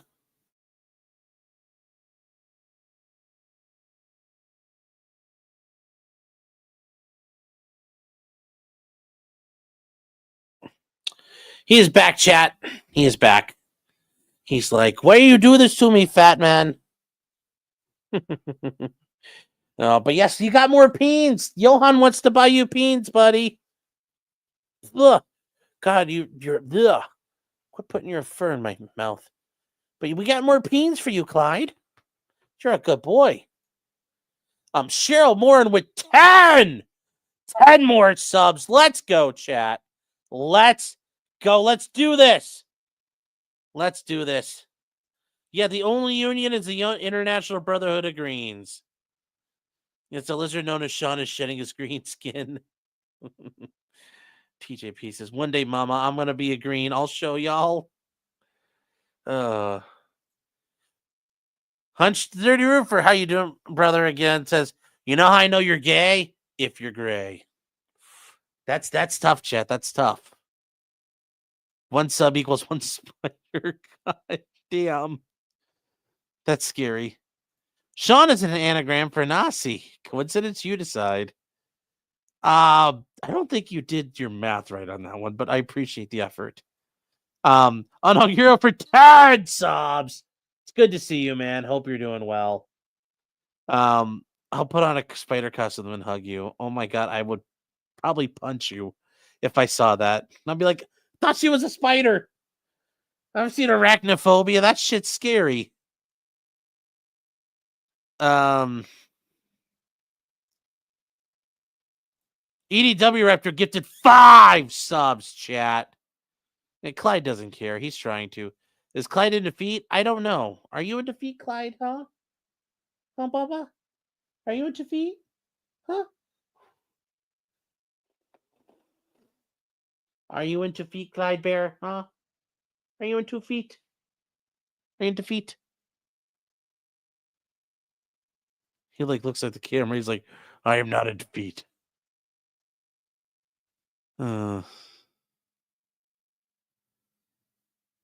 Let's see. Brewberries, because you live in Australia, the godforsaken land of a million spiders. My friend had a giant huntsman spider in their home. They kept trying to trap it with a container, but it kept clipping the spider's legs with the sides and making it angrier. Jesus Christ. Jesus Christ. That's scary. Erica says, I actually screen recorded that. Which part? Unknown Hero says, fuck your couch, Grace. Fuck your couch. Clyde is the best co-host in the business. I know. Eric says, our huntsman's poisonous. I don't know, but they're massive because we have them in Florida. Scary as shit. That's why I hate going to see my parents in Florida. Like, I'm always worried. Like, when I get there, I always check their lanai, and I'm like, okay, the spiders can't get in. Although one time I saw a spider on the top of the lanai, I will tell you guys, oh my God, that wanted to make me shit a brick. Oh. Was some scary stuff. Jacob's Proud Madre says, becoming a member. Well, thank you. Thank you very much. Thank you for joining the greens. Clyde before a haircut looks like a bit of a hippie. Yeah. Yeah. Eric says, how old is Clyde? Clyde is going to be 6. Clyde is going to be 6 here coming up. Actually, he was born around, I think his birthday's around New Year's, but we was 5. Yeah, no, hold on. 2.0, he's going to be 7, right? Or 6? Is what? Yeah, 7. It's going to be 7. We've had him for 2 years coming up here in April. April 10th was his gotcha day. 2nd anniversary. 2nd anniversary gotcha day for Clyde. It's not easy being green, yes. Dave says, do you know when the Billy Wagner trial starts? Well, Billy Wagner's got some he's got a hearing on April 25th. And then George Wagner has oral arguments April 17th. We're going to cover those because that's going to be pretty big here. It's going to be in the middle of Karen Reed stuff, but we'll figure out ways to work it in. But they're not set for trials. Like there are some issues handling it. So the trial dates, like a lot of the stuff is kind of getting sidetracked right now.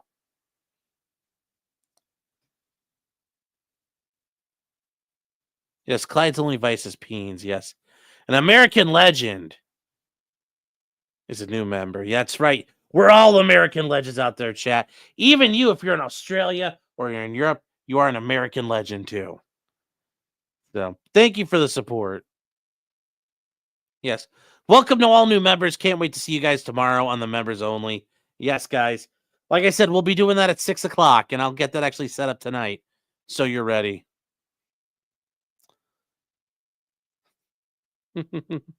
What about dinner plate spiders? Oh my God, I don't need to know there are dinner plate spiders. Vid says, oh, you're a Florida man? No, No, I'm an Ohio man. I am the proto Florida man. Just like I'm like the Cro-Magnon man of Florida men. Florida man was a man from Ohio, was an Ohio man who moved down to Florida and then, adapted to the environment. So, no, I'm an Ohio man who goes to Florida sometimes. And the spiders are scary as hell. And Clyde, are you sleeping now, buddy? Huh? Huh? Just look at this. This is what he does. Florida spiders are harmless. No, they're not. They all can go to hell. Spiders can go weave a hammock for Osama bin Laden in hell. Cyberpunk says, when you're explaining the grays, I saw the hesitation in your eyes. Go to full final solution for the grays. You don't understand. I don't. It's just, I can't. I could barely tolerate the fact that I have gray hair.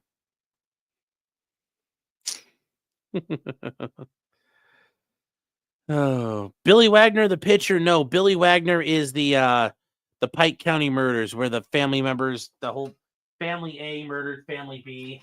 So, oh, Bubba, are you okay? You're okay, buddy. I set him down, and he wasn't he didn't put his legs out. I think he was asleep or not ready there. The Loria Vallow case, the jury selection starts Monday. Yes. Sweet Tooth says, what's a Wagner case about? So down in Southern Ohio, there were these two families, the Wagners and the Rodins, and there was a custody battle. Jake, one of the members of the Wagner family, had a kid with one of the members of the Rodin family, and he lost custody. So in the middle of the night, the men in the family, so there was the mom, the dad, and their two sons, went over and murdered 8 people in the Rodin family from ages 16 to 60. They spared a couple of little children, but they wiped out a whole fucking family over a custody battle. And just in the middle of the night. So that's where we're at with that. That's what the Pike County murders are. If you Google Pike County murders, there's all kinds of stuff about it. It shook the state here in Ohio. It was it's still a big deal. People thought it was a cartel hit or some crazy shit had gone down. But yeah, it's the Pike County murders, if you've ever heard of it. If you Google that, you'll find all kinds of stuff. You watch me spike Clyde with a football. Oh. I threw Clyde on the floor. I did not throw Clyde on the floor. Look how chonky's looking. That's because I dropped Clyde. No. What's the goal for me to get green hair? Nothing. There's no goal. It's not attainable. Ohio is basically the northernmost southern state. In a way, it is. That's very true. What about the spider on my mic arm? I know you're screwing. I know you're screwing with me, but I have to check.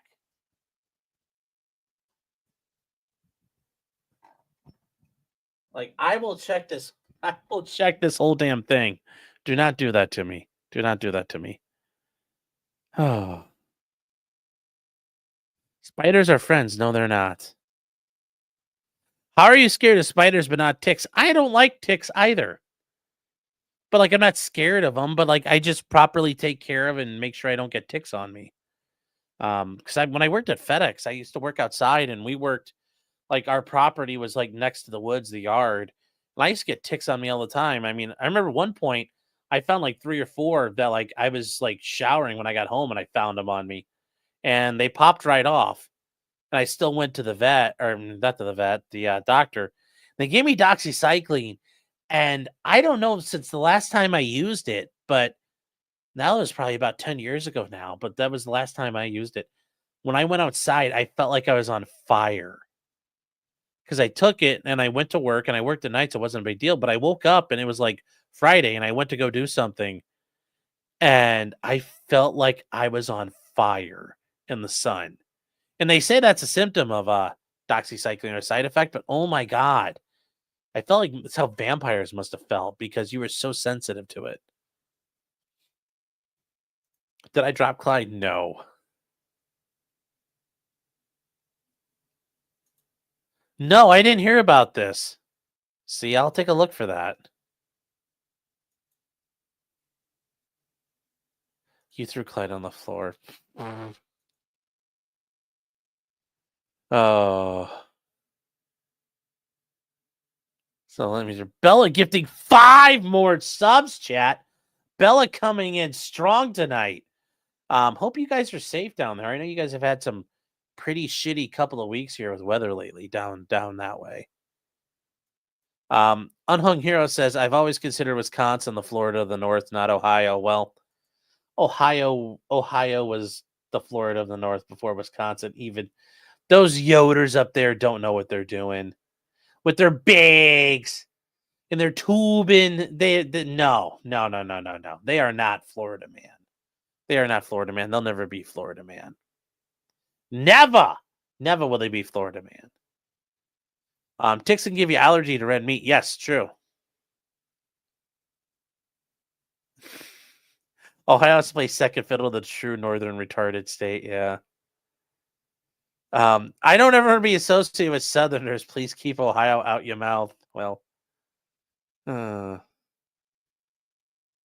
yes, I said I went to the vet. Ticks are a cancer on the earth. Yeah, well, I'm afraid of Plum Island. Well, that's the thing, chat. You know, like when Lyme disease came out, Plum Island is not very far away from Connecticut, Connecticut is where Lyme disease was found.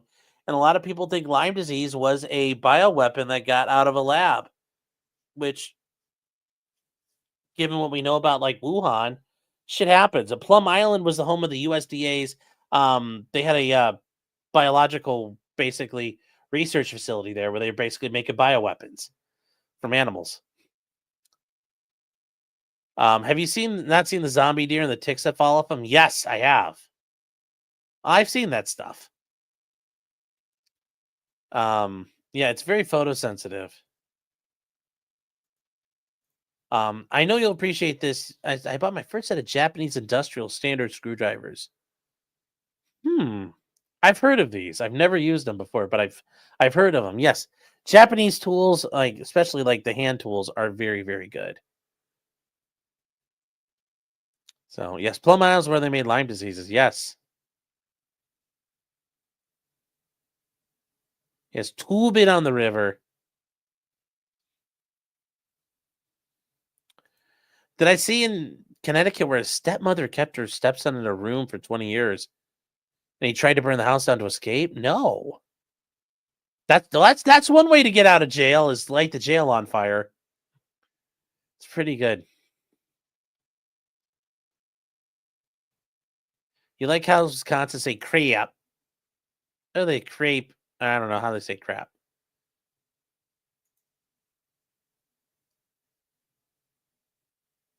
Thanks, Bella. It's a pity vote. We'll take it, though. Lyme disease is awful. Yes, it is. Lyme disease is horrible.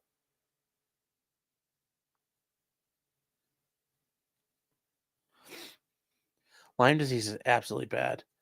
You missed Jesse Ventura with this thermite paint. Yes, it's all thermite paint. I misstated the USDA for the U.S. military. I thought it was the U.S. Department of Agriculture. I don't know. It's some glowies doing government work on Plum Island outside of Long Island. And if you guys don't know where Plum Island is, it's like all the way at the end of Long Island. And actually here, we'll bring it up on a map. On the map.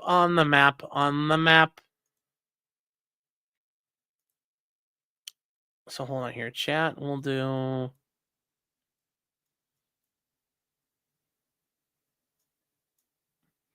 So...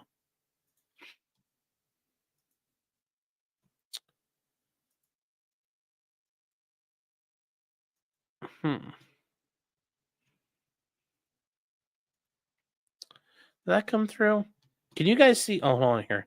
That's why you guys can't see. All right, hold on. So zooming out, chat, this is all of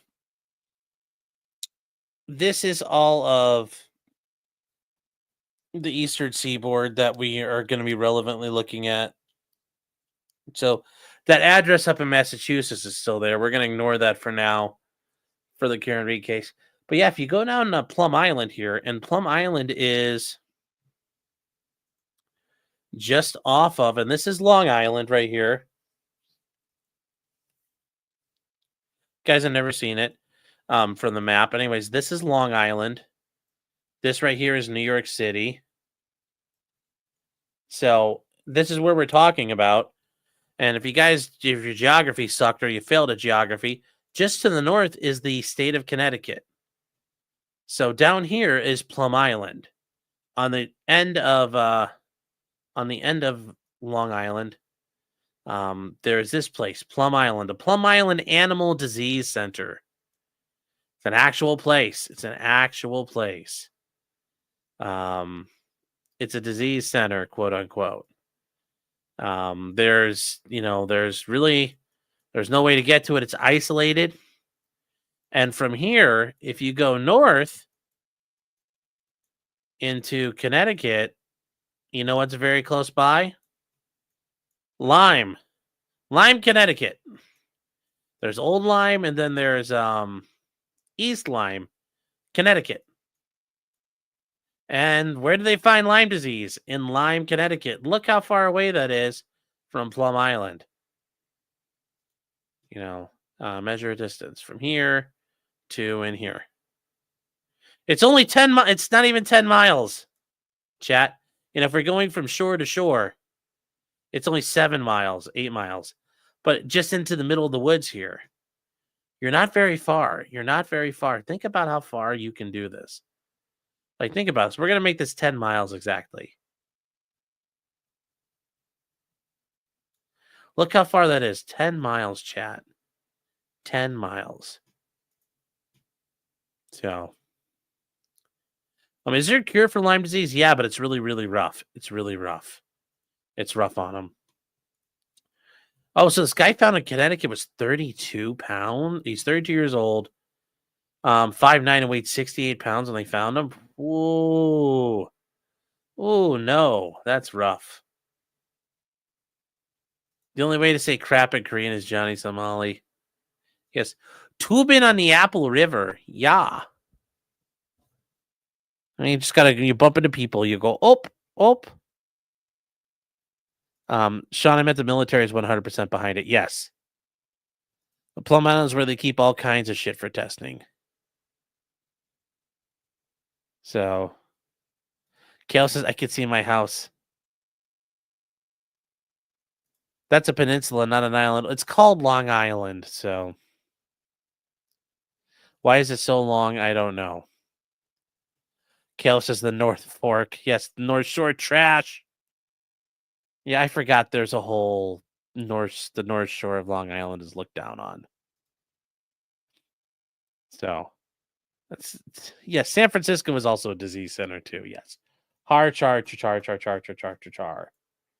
Har char char char char. Lyme disease can have chronic effects. Yes, it can be a long time. It can be long term. Yeah, I can loan that guy a few pounds. Yes, I'll give him all the weight he wants. So, you like the Long Island accent? Yes, Long Island is actually an island. Yeah.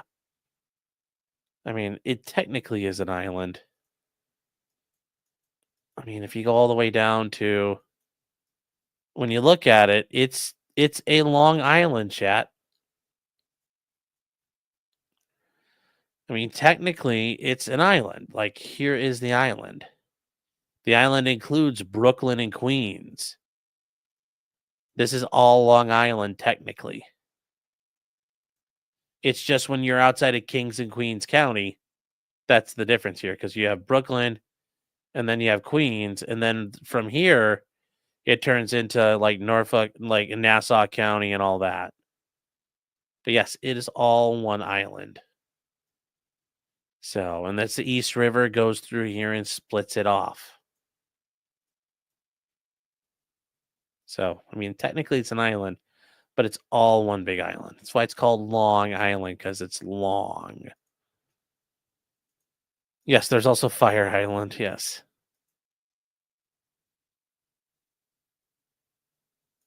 Kale says either you're a rich kid from the North Shore or you're a cool kid from the South Shore. Ah.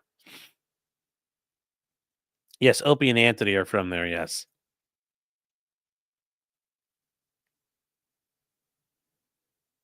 Yeah. Hey, I'm walking here. Yeah. Why do you keep saying technically? Because I want to say it. Because that's why.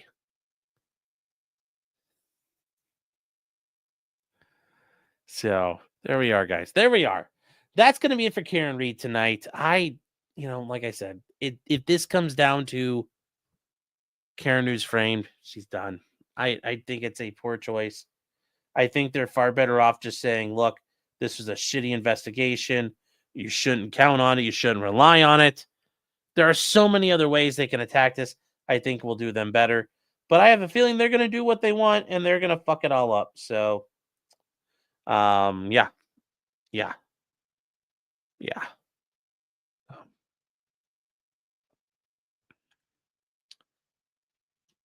So that's really it, guys. That's where we are now.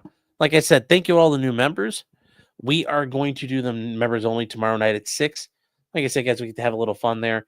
And then tomorrow night after that, we are getting into the trendy arugula stuff with Trump, the trendy arugula stuff. Also, we'll have some more info about the Signal Gate thing, which, oh, buddy, it's not a good look. It's not a good look there. Michelle over on local says first, and it's like you're not first, but you're trying. I'll grant you that. I grant you that.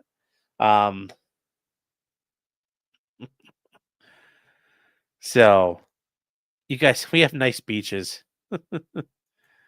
Chugi is saying, but they did it the last time, and it resulted in a mistrial.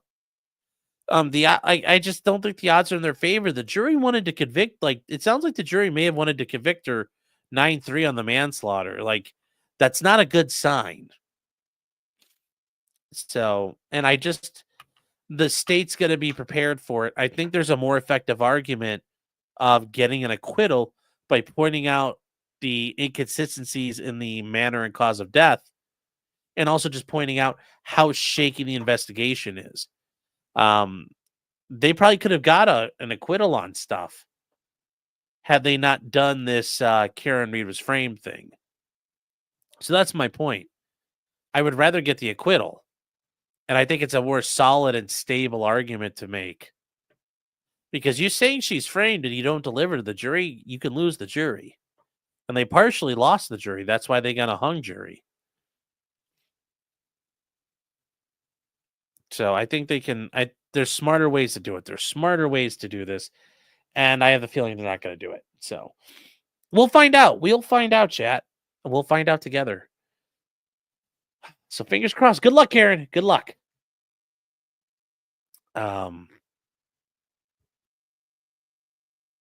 So with that said, chat, thank you all for being here. Thank you, everybody on Rumble, everybody on Twitter.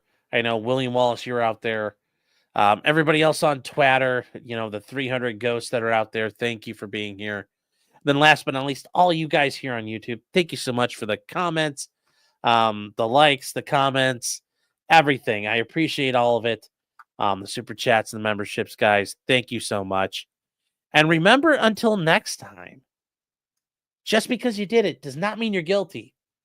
And I still think Karen Reed is not guilty. Because they can't prove it.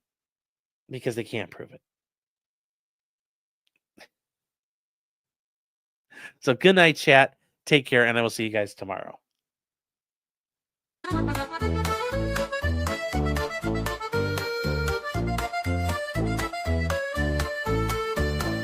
Weapons, blacksmithing, and models of planes, esoteric works, and even No. some trains. Much merriment had while drinking White Claws, tips on hunting, and even talking the law. Whatever you do, just don't talk to cops, even when they nab you on illegal stops. Just Just cause you did it doesn't mean you're guilty. But please talk to a local attorney. Was that the fat guy